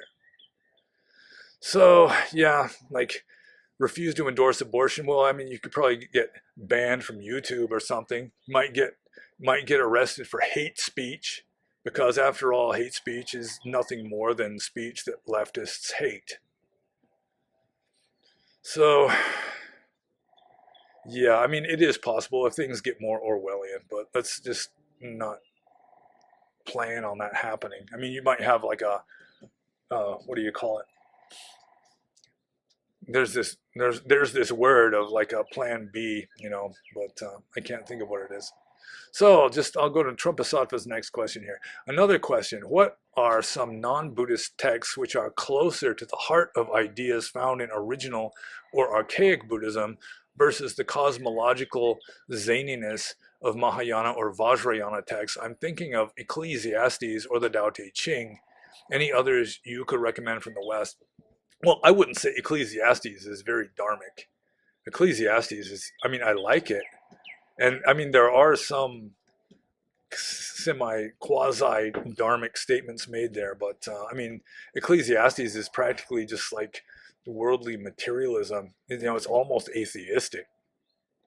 So, I mean, with regard to coming close to old Buddhism versus the cosmological zaniness of Mahayana or Vajrayana, there are Mahayana texts and Vajrayana texts that aren't zany, that come fairly close to what the original Buddhism was teaching, although they might come from a more Chinese direction or a more Tibetan direction.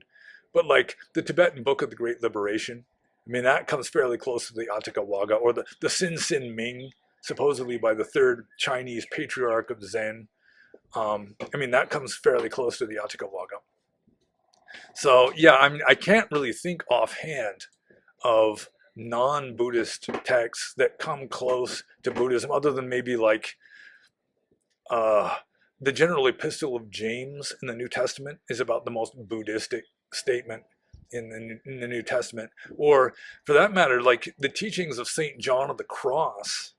But then you're getting like Christian zaniness. You're getting Christianity thrown in, but he doesn't really talk about Jesus very much. He's just talking about how to mortify the will, and so that you become God through participation and so forth. He talked about three stages of advancement. There's the beginner, which is like the Putujana in Buddhism. There's the adept, which would be like the Seikha in Buddhism, and then you've got the perfected, which is the Aseikha, the enlightened being. And it's strange because Saint John of the Cross, he's talking about the stage of perfection, when you'd think that in Christianity, it's saying that nobody is perfect, everyone's a sinner, that you only get into heaven through the grace of God. And here he's talking about becoming God through participation. So, and it's very similar to Buddhism in a lot of ways. I think St. John of the Cross would have made a great Buddhist. Or Meister Eckhart also is, I mean, if you want to get into something resembling the original or archaic Buddhism that isn't Buddhist at all, maybe some of the more mystical teachings of, I mean, the deeper mystical teachings of any system, really, that probably, there have been Sufi Muslims who were, you know, teaching stuff similar. Because, I mean, all these religious systems, they they may be very different in the basic fundamentals that the normies, the lay people follow, but as you get higher and higher, they tend to converge, unless they just don't get high enough. I mean, some systems just don't get high enough. The Jehovah's Witnesses, they don't get anywhere near to the top, but I mean, the higher up you go, the more they converge into a kind of apophatic mysticism, essentially. And the sun is starting to come down so that it's shining on my face, and I hope it's not going to completely glare up the screen so I can't read the questions.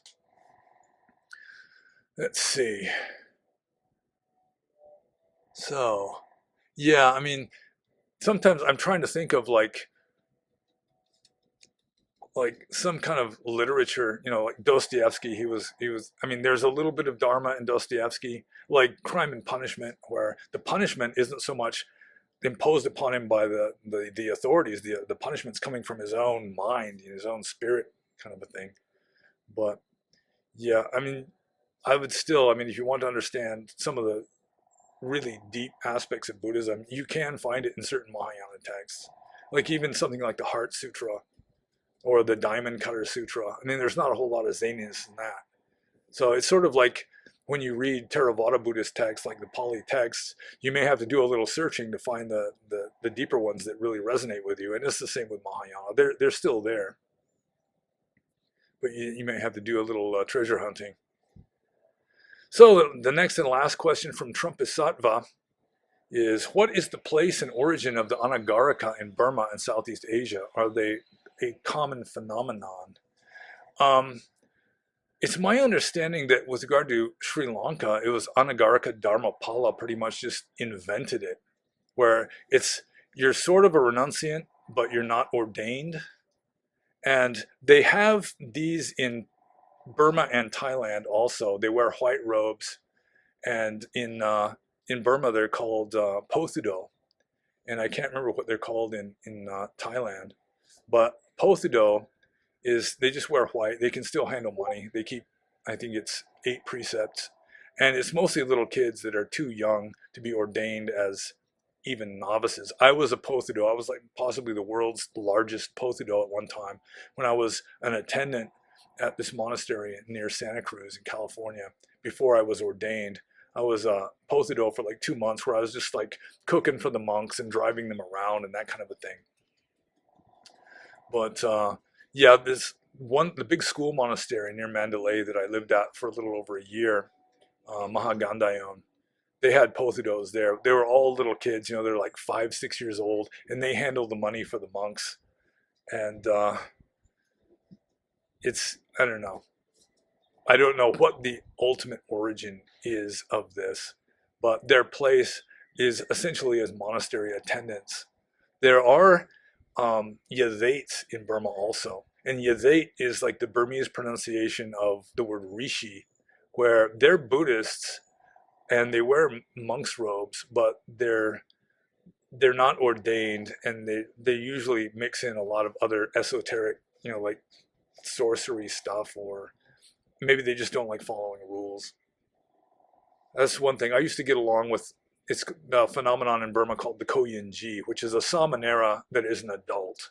Usually, once you're old enough to be ordained, which is 20 years from conception, you ordain as a monk. But some men in Burma are maybe conscientious enough or honest enough about their lack of conscientiousness that they don't want to be fully ordained.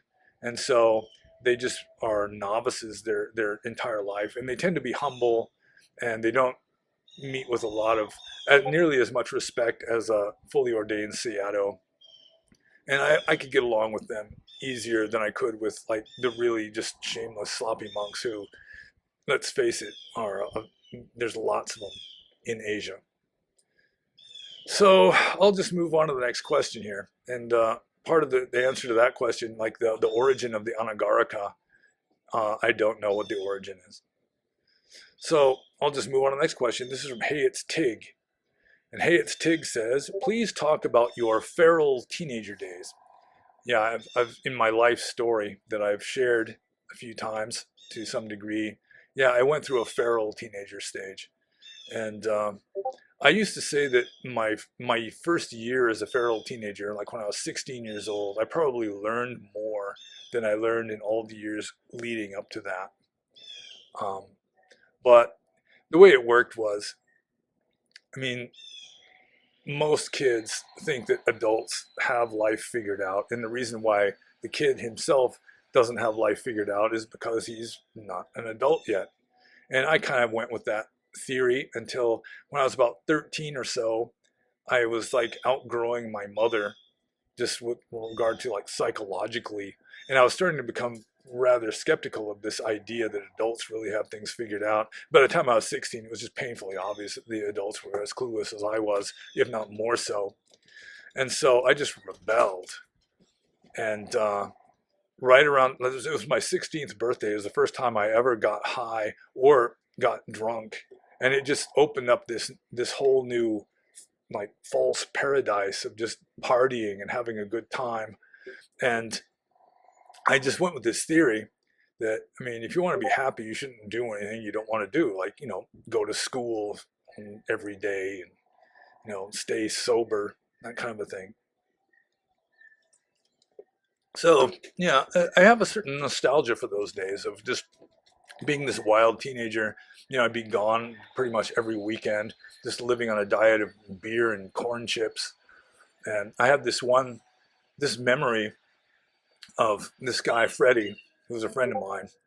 And we got a quarter and taped a thread to it, and we went down to this donut shop where a friend of his was working, and we taped a thread to this quarter and just dipped it into this Pac-Man machine until we had 99 games, and then we were trading free games of Pac-Man for free donuts, and we skipped school that day and just spent all day just playing Pac-Man and eating donuts. And it was just a nice time. It's kind of exciting. Is when you're 16 and 17 years old, just every day is like this exciting adventure anyway.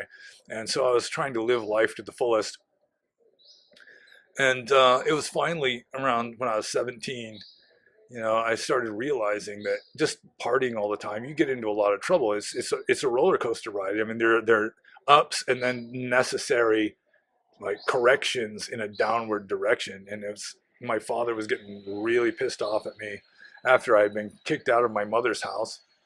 And yeah, it was, yeah. So I eventually learned, if you're, I still partied like when I was in college, but I still learned that you have to do your homework first before you start partying. And it was like in 10th grade when I was 15, before I had this conversion into party animal, feral teenager mode. Um, I think my cumulative grade point average for the whole year was like 3.93. It was like 22 A's and 2 B's or something. And I don't remember what my grades were for 11th grade after the transition, but I do remember my very last report card. My final grades for second semester were a 0.80. I think it was a 0.80, 3 F's and 2 C's. And then my very next report card, first quarter of 12th grade, was a 4 point. So the teachers really didn't know what to do about me. They knew I was intelligent and they just didn't know what to do. So they just kind of gave me space, I think. So I think I'll just move on to the next question from Hey, it's Tig.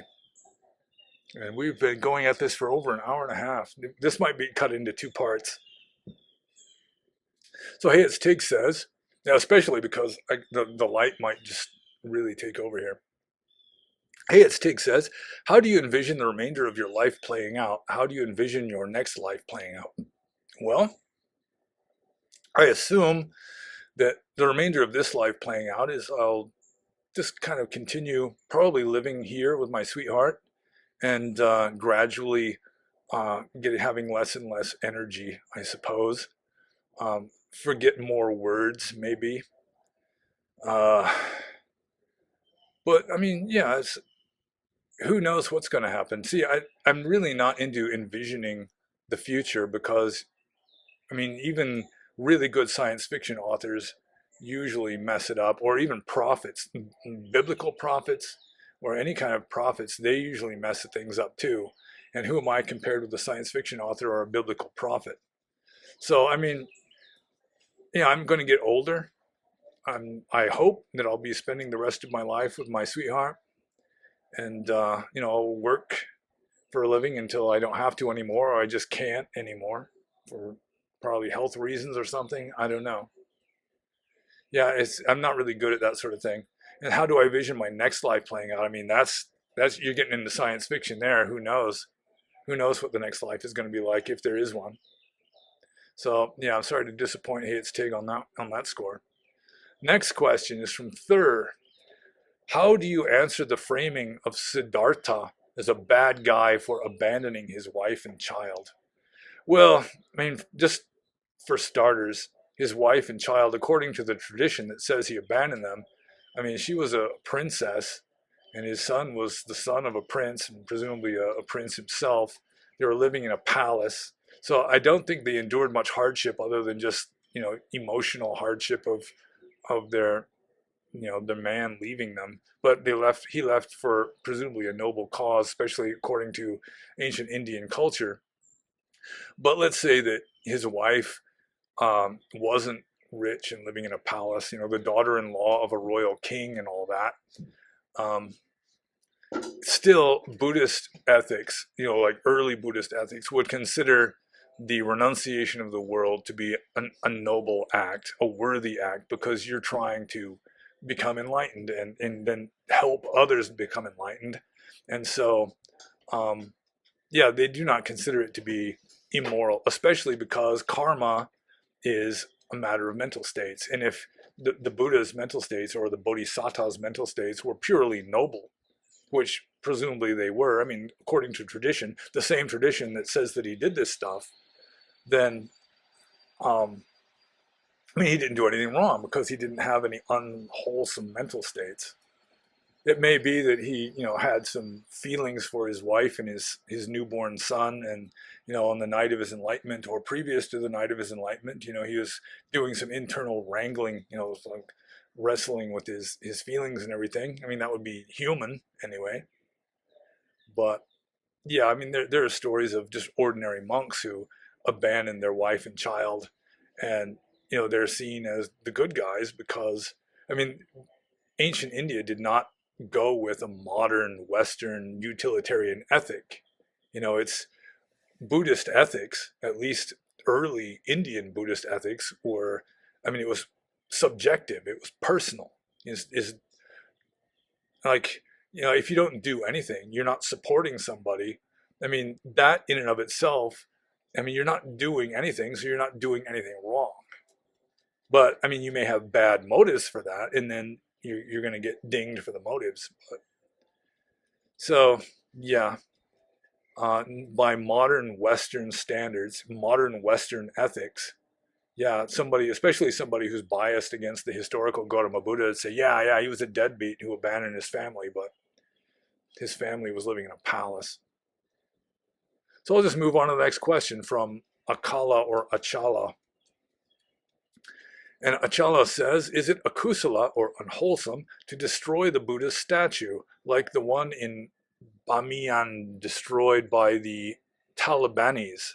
One can say it's just a piece of clay which is subject to decay, though does this justify the act of destroying the Buddhist statue? Well, again and again, with regard to questions like this, where someone is asking, is such and such an action good karma or bad karma? Is such and such an action good or bad? Again, it depends on the mental states. For example, let's say you've got a Buddha statue that's really damaged. You find this old wooden Buddha statue and it's all messed up. So, I mean, you could cremate it. That's considered to be the respectful way of getting rid of not just Buddha statues, but even Dharma books. Let's say you've got a book of suttas, like a copy of Bhikkhu Bodhi's Majjhima Nikaya, and it gets all water damaged, and you get a new one to replace it. This one's wrecked. I mean, you don't just fling it into the garbage can. That would be considered bad etiquette at the very least. You would like respectfully burn it, you cremate it, not in a garbage fire, but a wood fire or something. And you could destroy a Buddha statue that way if it's if for some reason, it's just useless now, it's like wrecked somehow, you could burn it. But I mean, if you just hate Buddhism, you hate the Buddha, and you're burning the statue or you're destroying the statue just out of, you know, Buddhism sucks or something, then you're going to be getting bad karma. And just thinking that without even doing it, you're going to get bad karma.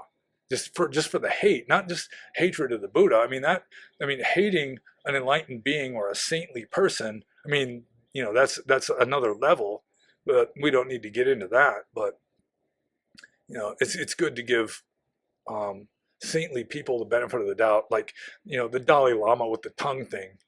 It's just give them the benefit of the doubt. I mean, don't jump to, oh, he's a pervert, he's a sexual predator kind of stuff, because I mean, you can harm yourself by doing that kind of thing, at least if Buddhism is true. So, yeah, it depends on the mental states of the person involved. If they're doing it for, if they're doing it respectfully, because the statue is no good anymore, or for whatever reason, then that's one thing. But if they're doing it because, it's like God is one God and Muhammad is his prophet and fuck Buddhism, so then, I mean, that's something entirely different.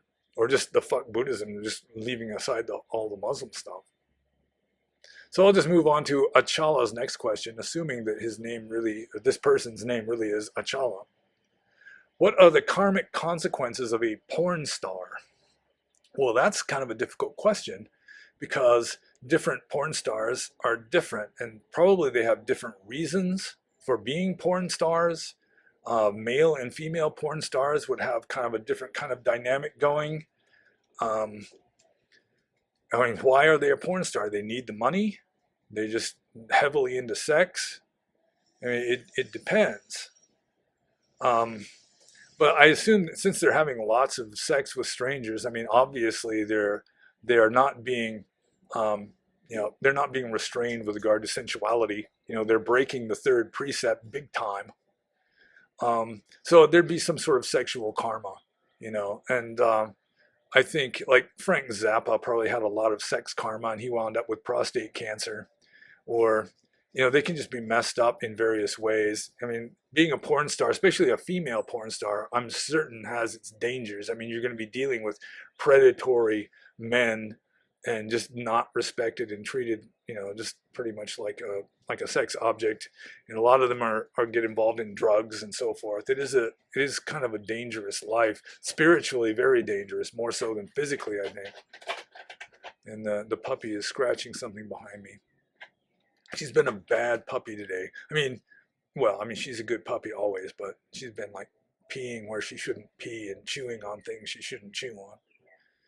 But getting back to the porn star issue, yeah, I'm sure, I mean, there must be some porn stars that made it through their career as a porn star and aren't going to hell. But then again, this reminds me that there is this weird sutta in the Pali text, I don't remember where it is exactly, where the Buddha is actually saying that all entertainers are going to go to hell.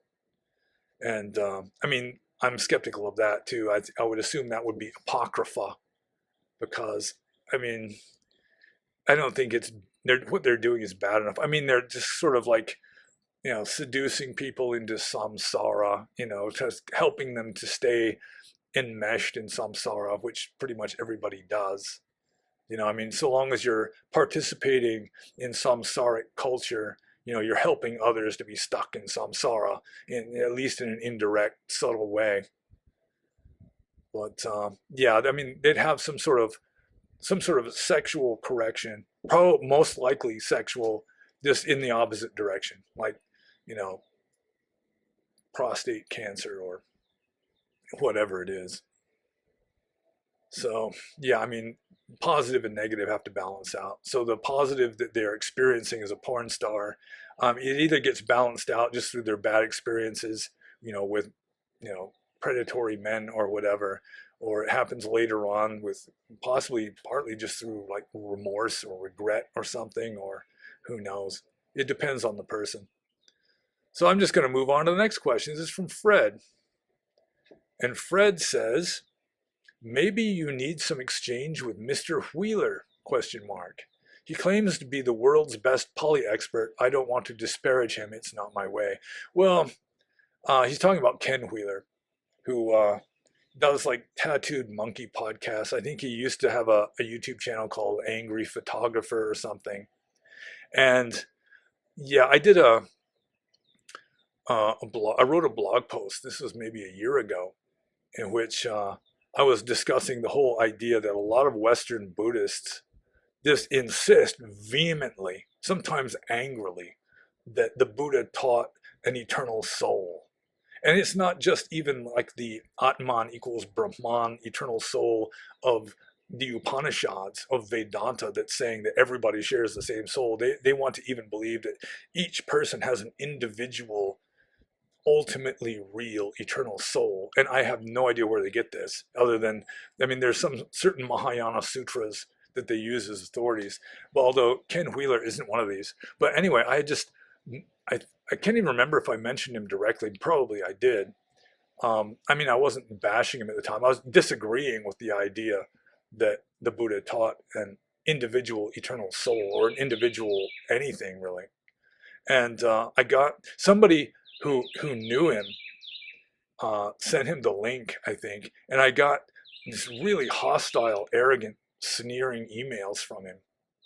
He's talking about my imbecilic babblings and so forth. And he claims to be the world's best Pali expert, which is just a laugh. Anyone who really knows Pali knows, and who has read anything translated by Ken Wheeler from Pali into English knows that he just bungles it. He just botches it horribly. So, yeah, I mean, there has been some exchange with Ken Wheeler, and I mean, I don't wish anything bad to happen to the guy, although um, he has this conspiracy theory that Venerable Mahakassapa, who was the senior monk in the Sangha at the time of the Buddha's passing into Nirvana, that he actually murdered the Buddha or conspired with um, a blacksmith who Wheeler just distorts the Pali to make it like the son of the evil one, Kamara. He's got it as just Mara, which is even spelled different and everything. But we don't need we don't need to get into that. But I mean, again, you need to really be careful if you're bashing a saint.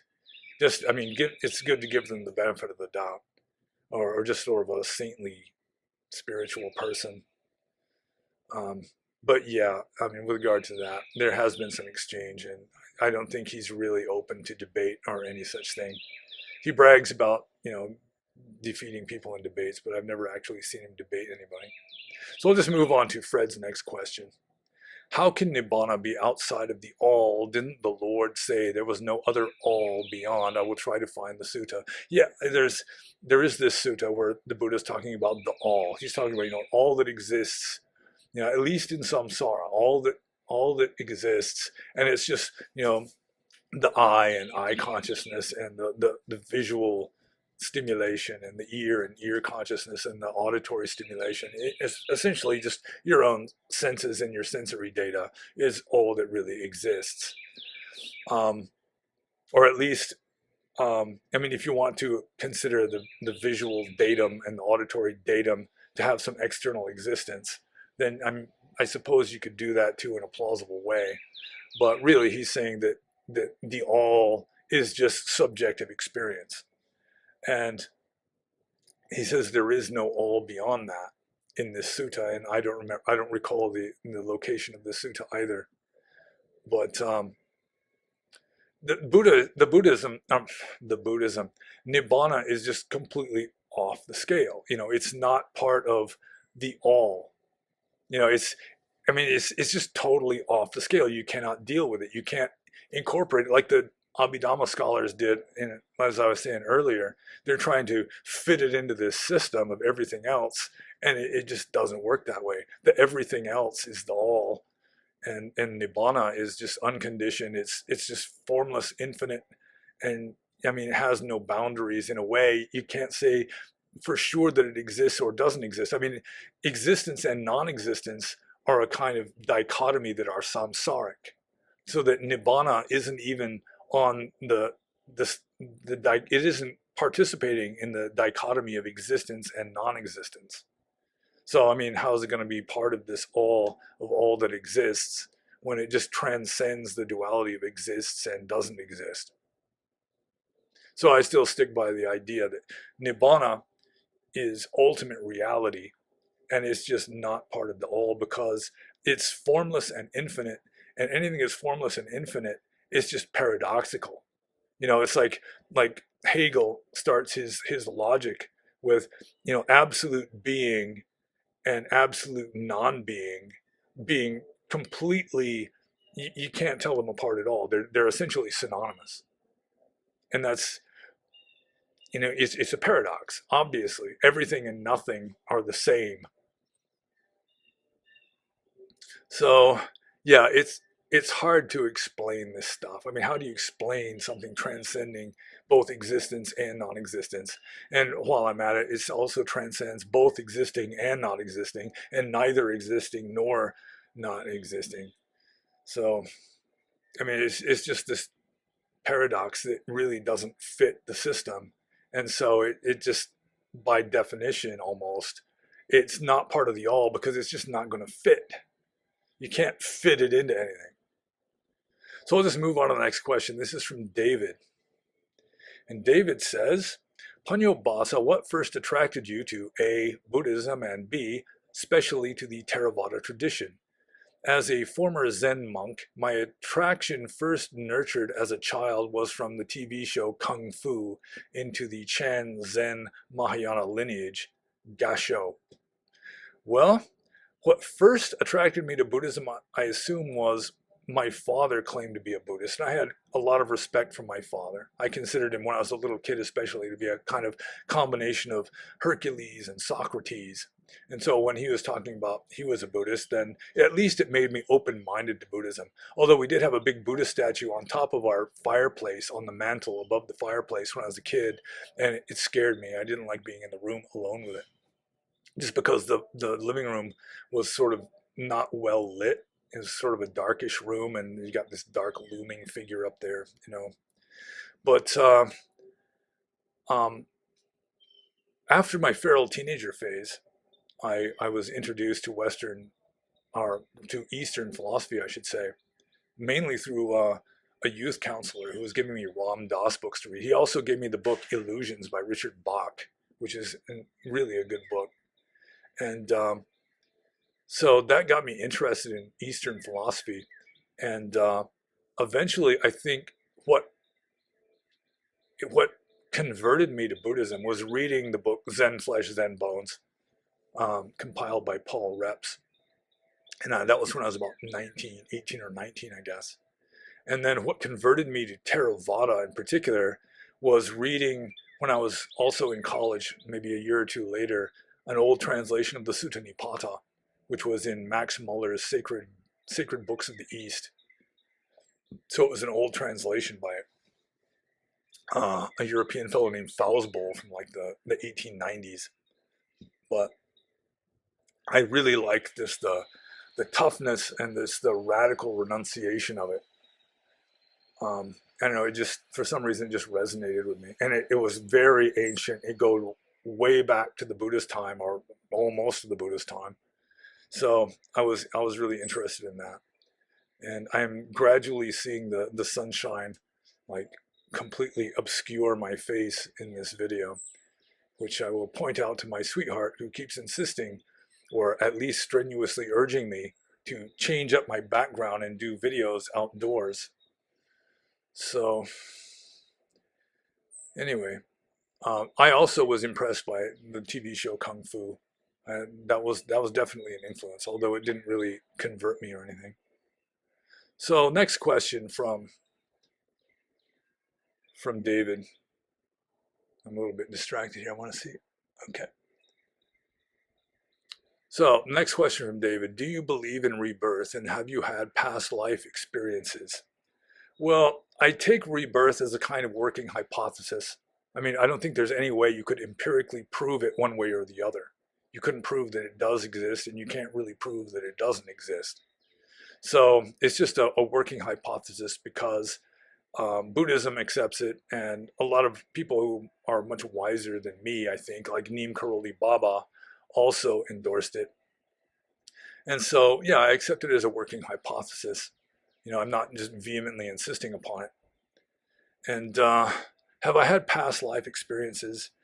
I've had, and you can't really call it a past life experience. I don't really vividly recall any past lives. My father was convinced that I am my own grandfather, that I'm a reincarnation of his father. So, I mean, he used to tell me all these resemblances I had with my own grandfather, although that could be genetic. In genetics class, when I was taking biology in college, they'd say that you actually resemble two of your grandparents more than you resemble your parents. And I assume that on his side of the family, I resembled his father more than I resembled his mother. But I do have these intuitions, like just like a resonance or a fascination with certain cultures in the past, or just there's like some kind of, yeah, I guess resonance or resonation, just you're just fascinated by it. And it can't really be explained by genetics or past experience. Like 14th century England, I just feel like there's a good chance that I lived in 14th century England, some sort of rascally Catholic monk, and I despise the French. Of course, the Hundred Years' War was going on at that time. I probably transcribed books for a living because the printing press hadn't been invented yet, at least not in the West. A good chance I died of bubonic plague, and I probably consider that to be a just punishment from God for me being such a rascally monk. I think I may have met my sweetheart in that life also, because she has a similar feeling about medieval England, and we both have like I've got like this weird little purple spot right over my lymph node on my right groin, which and I've always been kind of squeamish about that part of my body anyway, and so I think that may have been where the bubo was when I got bubonic plague. Also, I think there's a good chance that, for example, I was Japanese, like maybe in the 1700s. Um, I've got a lot of Japan karma in this life. I've been to Japan 3 times without ever planning to go there. I used to work on Japanese ships. Um, yeah, there's just certain things about Japan that I really like.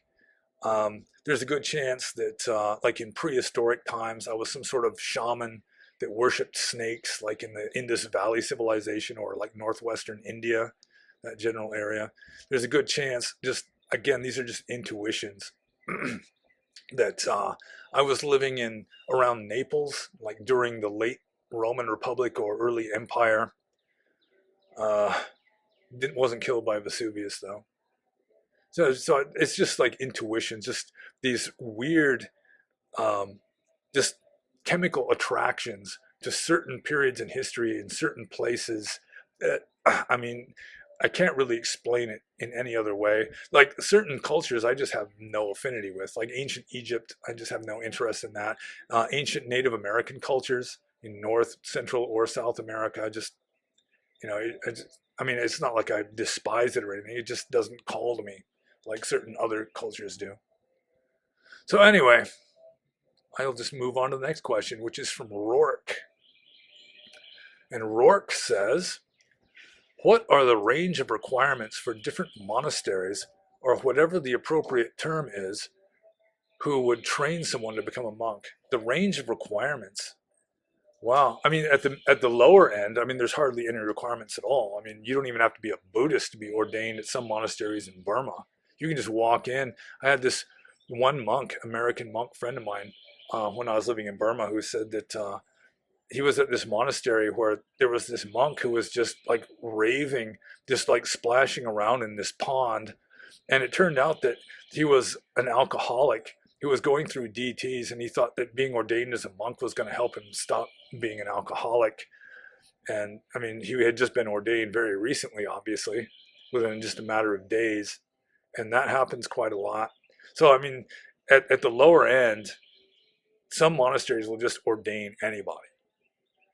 With regard to the higher end, like in the Ajahn Chah tradition, you have to be like a monastery attendant for like 2 years before, or I think it's you have to be like an Anagarika for 1 year, and then you can be a novice for another year before they'll fully ordain you as a monk, and then you've got to learn all the stuff that monks have to learn. Personally, I was ordained in the Burmese Tongpulu tradition, one of the few relatively ascetic forest traditions in Burma, and before I was ordained, I had to learn some Pali and learn about the rules of monastic discipline and learn some Dhamma, read suttas and so forth, learn how to meditate, that kind of thing. And you're probably better off if you're at a monastery that's just going to ordain anybody, that it just takes all comers. It's not going to be a very strict monastery. So you'd be better off finding a place where it's not so easy to get in. Like Ajahn Chah used to say, easy to ordain, easy to disrobe. So, but again, I would recommend anyone who really wants to be ordained as a monk to spend at least 2 years in Asia, in a Buddhist culture, before jumping into the spiritual Siberia that is the West. So the next question from Rourke. That's right, yeah, Rourke. Rourke says, also, what are the range of Buddhist conceptions of hell? If all consciousness, what is the term for such in Buddhism, is subject to form and context, and there is no permanent soul, why do Buddhists seem to talk about hell in the same way Christians do? Well, it's not exactly the same, because hell doesn't last forever in Buddhism. Nirvana, heaven doesn't last forever. So it's what transmigrates, what is reborn into another existence, isn't a soul. It's like the momentum of your mental states. It's your karma. The stream of karma is what determines where you're going to be reborn.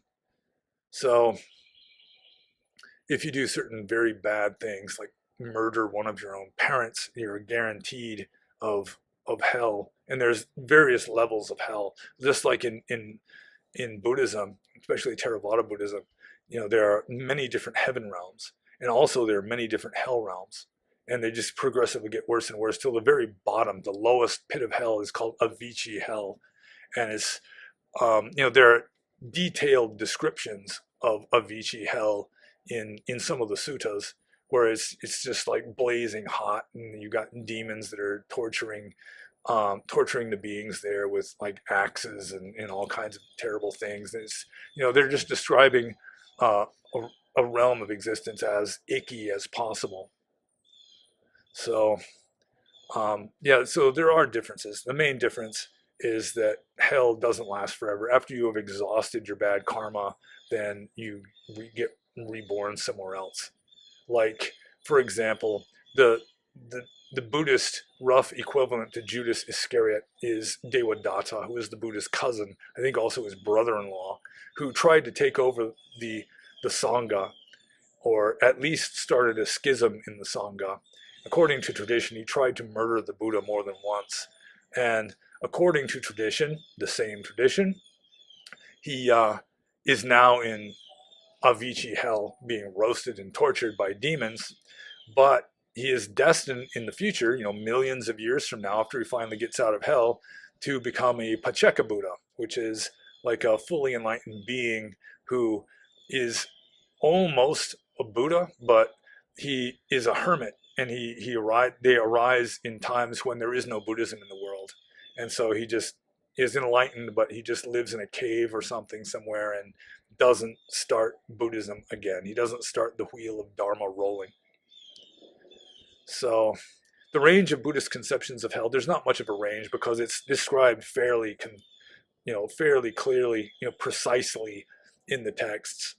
So there's not a whole lot of range, although there are different hell realms, but there's not a lot of discussion of the higher hell realms, the ones that aren't so bad. They pretty much emphasize the worst one. And I mean, how are you going to have 18 different levels of hell? I don't know. I mean, Dante was able to come up with different rings of hell in his one Inferno, so it could be something along those lines. But my impression, just based on my faulty memory, is they all tend to be rather hot. So, yeah. Let's see. And the term for consciousness in Buddhism usually is vijnana, although sometimes citta also can be defined as consciousness, or also mana, which may have the same etymology as the English word mental, because Pali is an Indo-European language, and English also is a Indo-European language. So they have like the same ancestral language going back into prehistoric times. So the next question is from Zane. And Zane quotes me here saying, "When you're dead, you're not just dead. Your consciousness somehow continues after the body dies." And then he points out you in a response to a question from a Q&A number 44. And then he also quotes me saying, "You just get a different body. The body is just like a vehicle." And that's from the same Q&A. And then he says, "Okay, my question is, what is the you that gets a different body, and what is the you that is not just dead? And how is it that you," all these are in quotes, "you are different from an Atman," also in quotes, "particularly if that reincarnated you is just consciousness?" I see teachings where the 5 skandhas are taken to not be the Atman, but the fifth skandha is identified as Vijnana or Vijnana skandha, because he's using the Sanskrit here, which I see Buddhists interpreting as consciousness aggregate or something like that. Anyway, it would be nice, for me at least, if you could address this. Okay, well, I've already kind of addressed it, that I mean, rebirth, all that is reborn is your karma, which is like the momentum of your mental states. And those are manifestations of consciousness, because in Vijnana Kanda, in the Pali, Vijnana Kanda, the the aggregate of consciousness, the consciousness always has to be consciousness of something. It's not formless consciousness. It's consciousness of something. So it's sort of like the essence, in my interpretation, this isn't Abhidhamma, this isn't orthodox, but the orthodox really doesn't make a lot of sense. That consciousness is like the essence of the mental state, and the actual mental state itself is the form that it takes. You know, like glass can assume different forms, but it's all glass. You know, you can have a glass pop bottle, a glass window, whatever.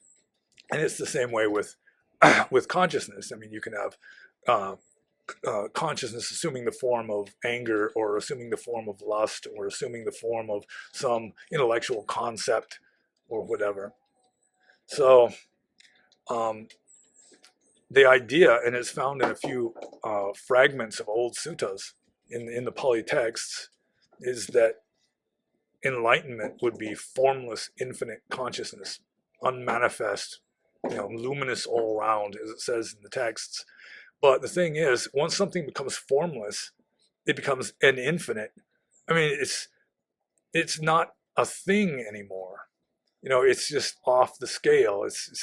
I mean, it transcends existence and non-existence, because both infinity and zero are kind of formless.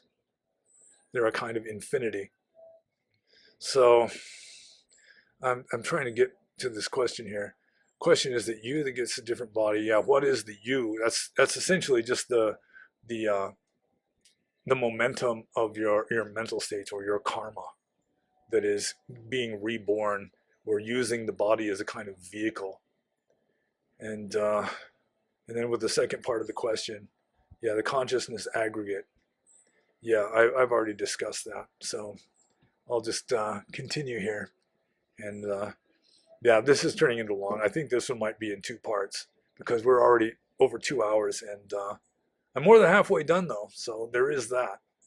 Next question is from Kriel, Kriel, Kriel. Let's call him Kriel.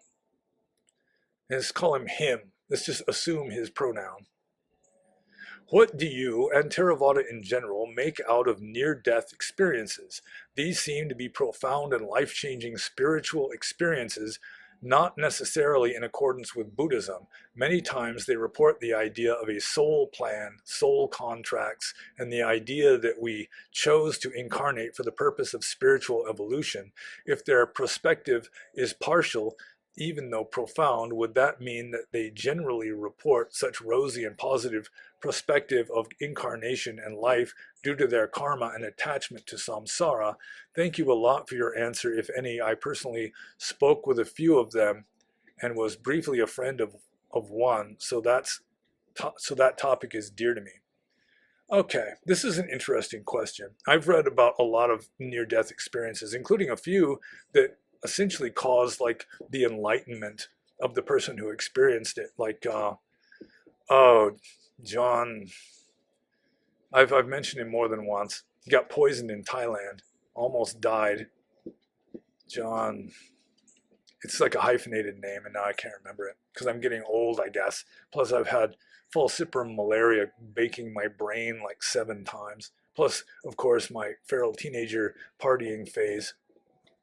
So, with regard to near-death experiences, yeah, they do seem to follow a certain pattern, and that is like you get in a motorcycle wreck, for example. God forbid, you almost drown, something like that, or you're on a like an operating table, and all of a sudden you start feeling as though you're levitating above your own body, and you can look down and you can see your body sprawled out on the operating table or on the pavement or whatever, or floating in the water.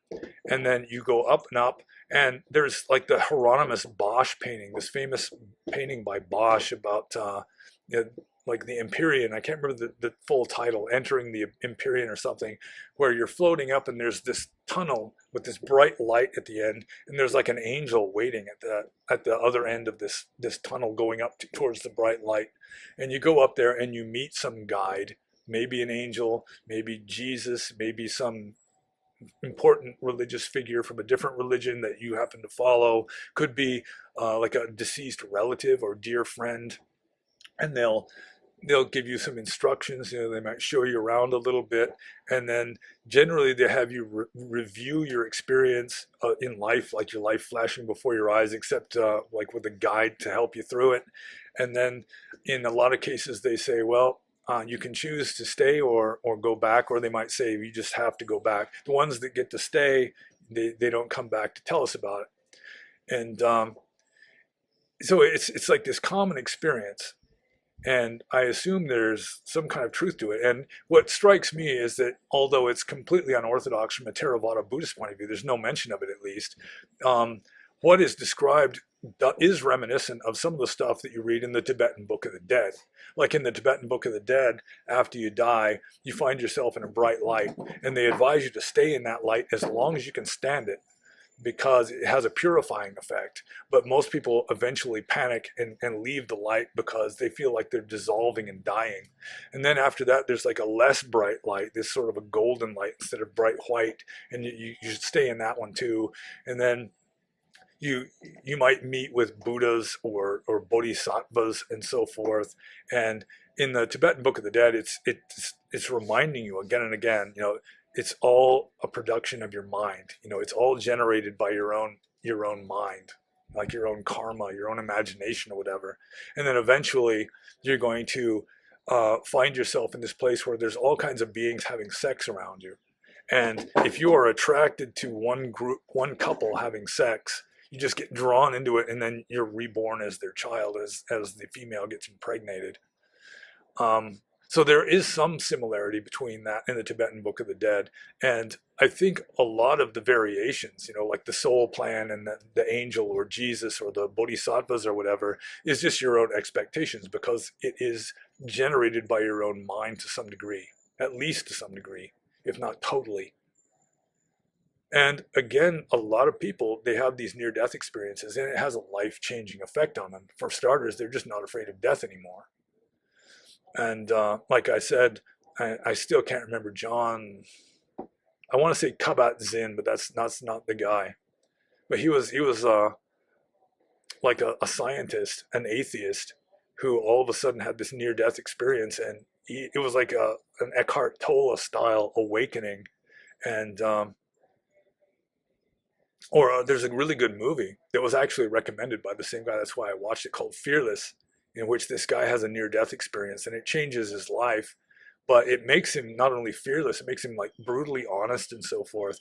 And he encounters so much friction with everyone around him after going back into the world that eventually they just start pressuring him into becoming unenlightened again.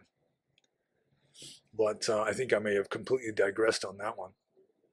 But with regard to near-death experiences, I think that even what we're experiencing right here is mind generated. I'm no materialist. I'm certainly not a scientific realist. And so, yeah, I can accept that it's something maybe archetypal, it's just kind of built into the subconscious mind that you would have experiences like that somehow. And I mean, the effects tend to be beneficial. I've never read someone who was just totally freaked out. I mean, it may be that there are some people that they see hell. They think they see that they're heading for hell if they stay dead, and then they come back to try and rectify their life. I'm sure that sort of thing has happened a few times, but the ones I've read are generally more positive, like the questioner here, Kriel, has been talking about, where um, you see that I mean, it's not that big of a deal that you're dead, that your spirit hasn't died. But yeah, I've read quite a few weird stories, but I won't linger with regard to those, because I have more questions to answer here. So the next question from Kriel is, I have another question, a silly one perhaps. What does Buddhism believe in regard to plant life? Do plants have a soul or any form of consciousness or citta? Because it seems obvious to me that they express some form of sentient presence. And if so, do they suffer like any other deluded being? And can we reincarnate as a plant? And if they suffer, do they suffer while being eaten or killed? If they have no soul or citta, that would be kind of weird, because they would be some form of natural artificial intelligence. Strange oxymoron. Thanks. Well, in the suttas, there's not much mention of the consciousness of plants, but it does say that plants are ekendriya jiva, which means one faculty life. So, like a human being has 6 sense faculties. You know, you've got the eyes, the ears, the nose, the tongue, just the body in general, and also we've got mind. So that would be the 6 faculties, unless I forgot one. I skipped one maybe. But a plant has only one, and that is the sense of touch. So you do have some sensitive plants. Maybe this is based on, sort of folklore and a knowledge of plants that will, like, their leaves will close up when you touch them, that kind of a thing. Buddhism otherwise really doesn't talk about being reincarnated as plants that I'm aware of. I'm not sure about even the Hindus talking about that, although maybe some do. But the Jains definitely believed that not only were plants alive, but even like fire was conscious, had like a very primordial, primitive kind of consciousness, possibly even like crystals. You know, they got this structure to them that it just implies some sort of very primitive, rudimentary kind of consciousness. So the Jains would have most to say about consciousness in plants from a spiritual point of view, I think. But Buddhism, I do not recall any talk about like rebirth from plants or to plants. And it's kind of amazing how this little puppy can make this table shake so much just by trotting by. Let's see. So, do they suffer while being eaten or killed? Well, for one thing, they don't have a nervous system. And although I'm not a scientific realist, I do have a degree in biology. And they just don't have nerves. So, I mean, they wouldn't experience, they wouldn't experience things anywhere close to the way we do, because we've got a relatively well-developed nervous system. But I do think that, I mean, the entire universe is a manifestation of consciousness, that even this white peach can that is now empty, that it contains just a very elemental, very simple form of consciousness. Like in physics, they say matter is like frozen energy, that ultimately matter is energy, E equals mc squared and all that. And I would say that energy is just a very, very primitive form of what a psychologist would call consciousness, just as consciousness is a very developed, complicated form of what a physicist would call energy. It already goes one way, you just have to make it go the other way too. And I would be correct in that assumption. But yeah, with regard to plants, Buddhism really doesn't talk about it much. Buddhism it's like an anthropocentric system. Most religions are. And it was particularly the Jains that would see even fire as a kind of primitive life. That's why a Jain monk isn't allowed to start a fire or put out a fire, because he's fucking with karma by doing that, by creating life or killing life. And the same goes for plants. Although the reason why Buddhist monks, are not allowed to kill plants, it's a pachiti offense even to damage a green plant. So a Buddhist monk is not supposed to mow lawns, not supposed to trim hedges, anything like that. Because even if you're not killing the plant, you're cutting off green leaves or shoots or anything alive, then you are harming ekendriya jiva, or one faculty life. So Buddhism does acknowledge that plants do have a kind of consciousness, because they have a sense of touch. But also it was just Indian culture that would cause the rule that monks aren't allowed to damage plants, because if they damage plants, then you'd have non-Buddhists like making fun of them and criticizing them, and finding fault with them, because that's what people do. If you're biased against somebody, they can do no right. If you don't like the Dalai Lama, you consider him to be a pervert and a sexual predator now, just because you didn't like him to begin with. That sort of thing. Although whether he is a pervert or not, I can't say. I kind of doubt it, and I'm willing to give him the benefit of the doubt. So let's just move on to. Oh wait, here's another one. I almost skipped over this one. This next question is from Mr. Unofficial, who I almost skipped over but did not. And Mr. Unofficial says, wasting my days at my wagey job knowing I do not have true freedom builds up a great deal of anger and even hatred inside me. These are obviously unskillful mindsets and they torment me. However, they help me in some aspects of my life. Anger gives me energy when working out, and my general discontentment gives me a drive to find a better life for myself. How can I direct these feelings in a more skillful and healthy way? Is there such a thing as skillful anger?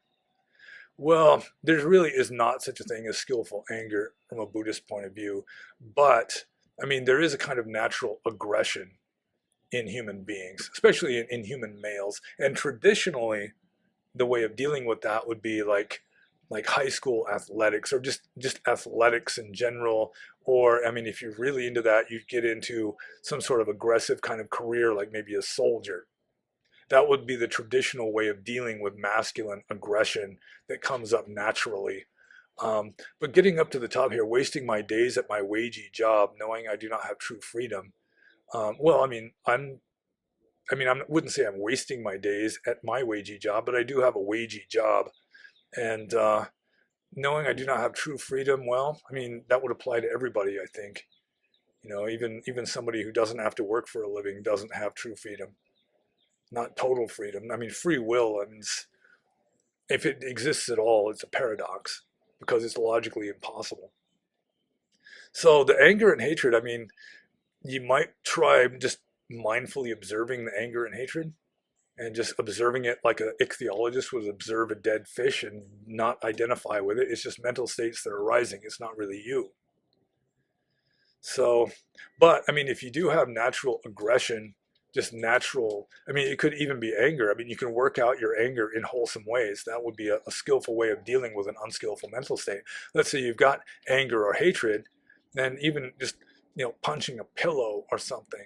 I mean, that would be a way of at least getting rid of it in a harmless way, unless you really fuck up the pillow.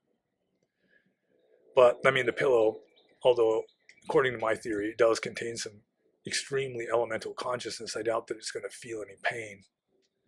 So yeah, when working out, he says, anger gives me energy when working out, and my general discontentment gives me a drive to find a better life for myself. Which reminds me that in the Visuddhimagga, it talks about 6 different like personality types, which is kind of interesting. The Visuddhimagga talks about 6 personality types. You've got greed, hate, and delusion, and then you've got the opposites. Like one is faith, one is intellect, one is something else. And it's been a long time since I read the Visuddhimagga, but it does point out that people with a dosa temperament, where like anger and like hatred, just these kind of irritable people, they can actually become enlightened more easily than most other people because they have this, they're not satisfied with samsara. They are discontented with samsara, which can help them to practice more correctly, even though ultimately this anger or dosa is one of the 3 poisons. It's one of the things that you have to eventually transcend. And puppies, dogs trotting back and forth are shaking the hell out of the camera, which is weird. I don't know how they do it. The puppy only weighs about 8 pounds, I would guess.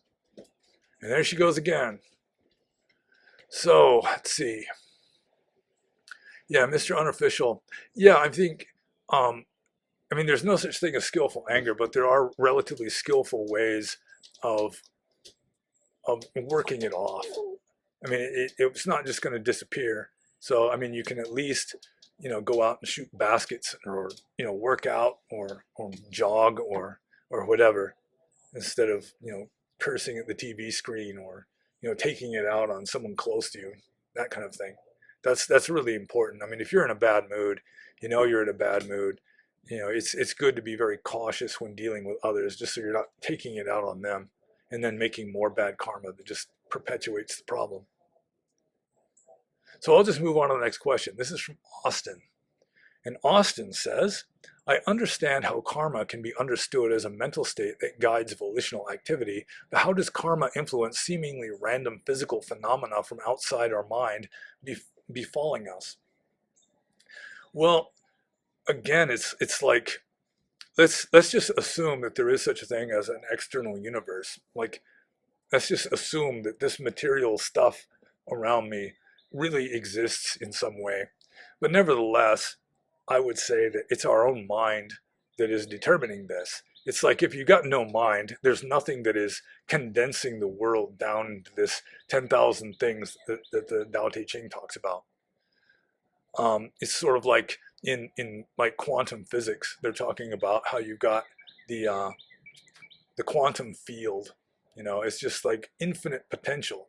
Anything can arise in this quantum field. It contains infinite energy and zero energy simultaneously and paradoxically, and it requires like a conscious observer to condense down the infinite possibilities into just one. You got to collapse the state vector. So our mind is collapsing the state vector in accordance with our own karma. And there are an infinite number of worlds, the many worlds hypothesis. And so we just happen to be in the one where the same sorts of things are happening to the people around us too. If we're experiencing an earthquake, then the people next door are experiencing one too, unless they sleep through it or something. But even then they'll hear about it on the radio the next day or whatever. So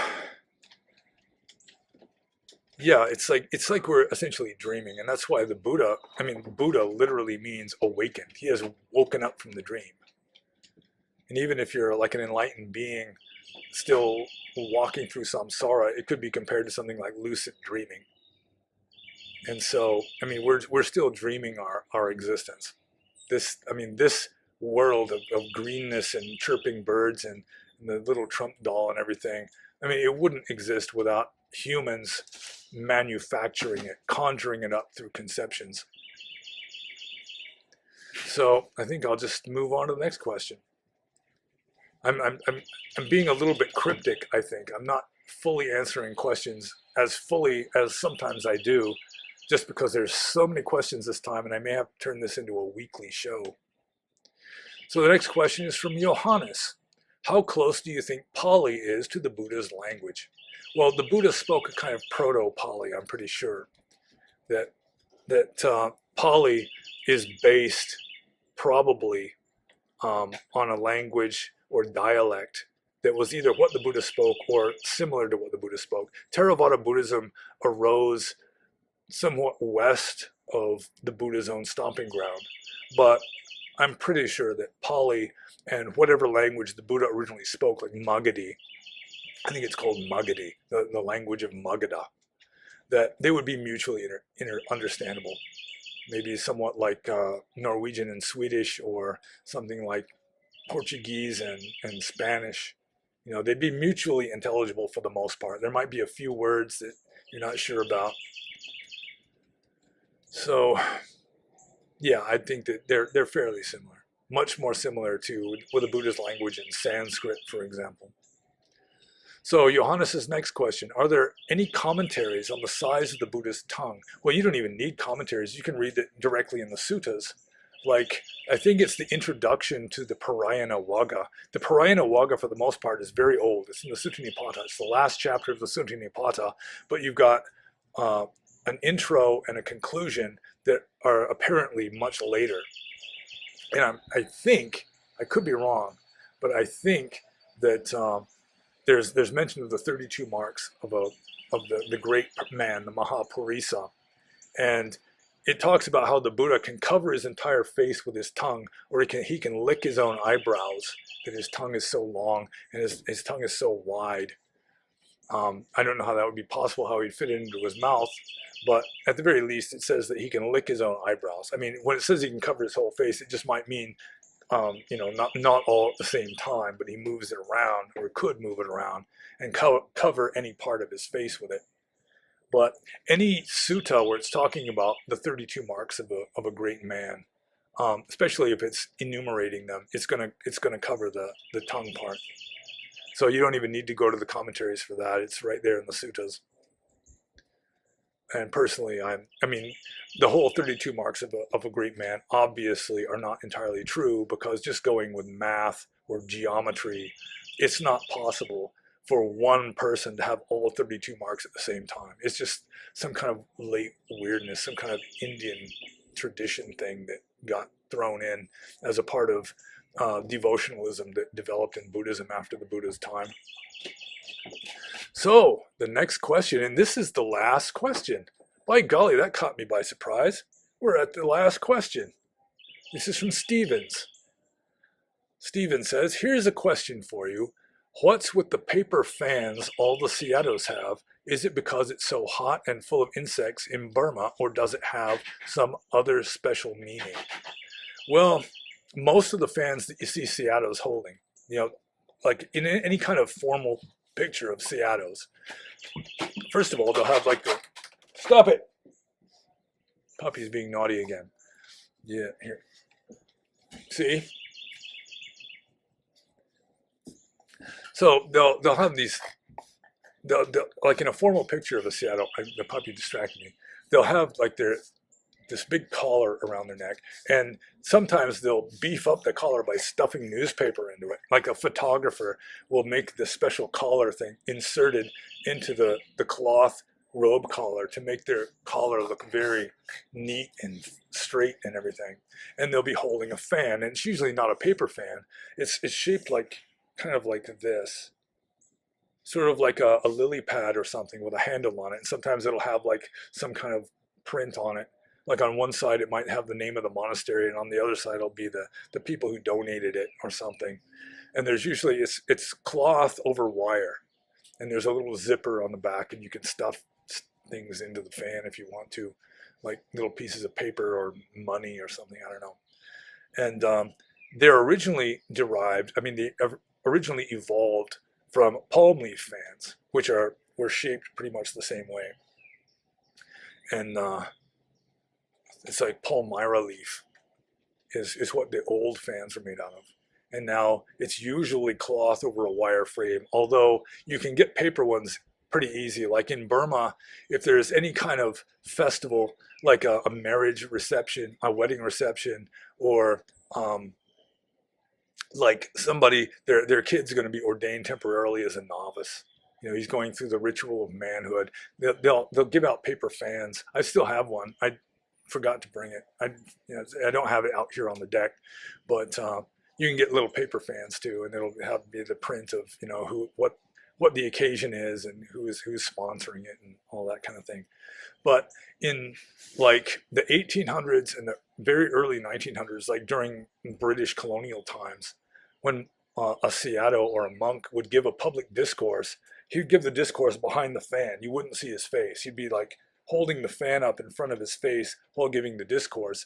And originally, or ostensibly,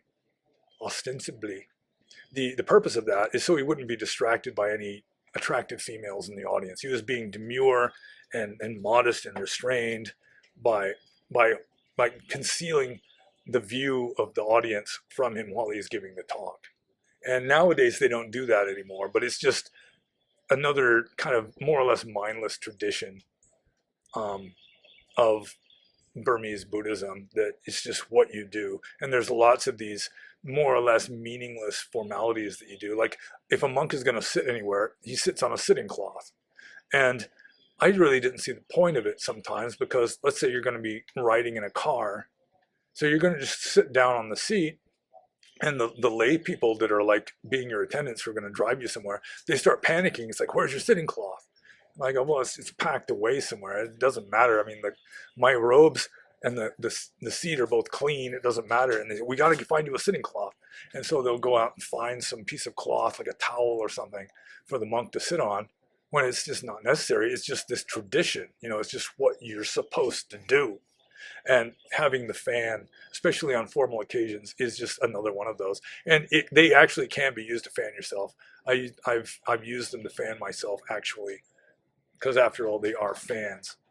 But the reason why they carry them around, even if it's not hot, is just a tradition that was originally based on they would give their sermons behind the fan, and I don't think that they had that in Thailand or Sri Lanka.